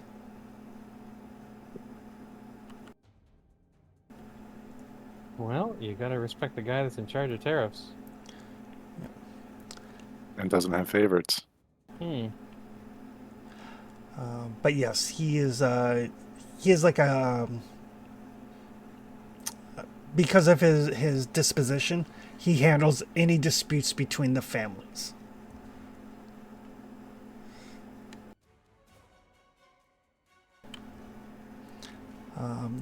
But as you finish out your last day, Well, last of today. last of Yeah. today, Last action. yeah, I think we'll call it for today. Sure. Sounds good. Looks like it syncs right up with end of session. Perfect. I think we made lots of good inroads, guys. I think so, yeah. Oh yeah. Significant progress. All right. So, just for XP purposes, because I wasn't really keeping track, how many groups did you interact with? Like not the seeking or the researching, but the actual groups that you interacted with. Right. 1, 2, 3. 7. 4, 5. There was let's see. There's 5 groups, I think. so there's the church, Yeah, the church and the sculptor. Yeah. Is he a group? The actors. Yep. Okay. The actors. So it's Yeah. 3. The Ascenza family. Yeah.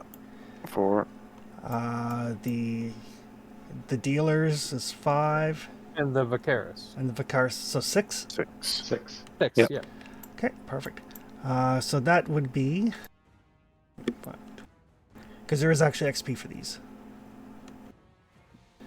Right now, 180 XP. that'll put us at a cool 300. Perfect.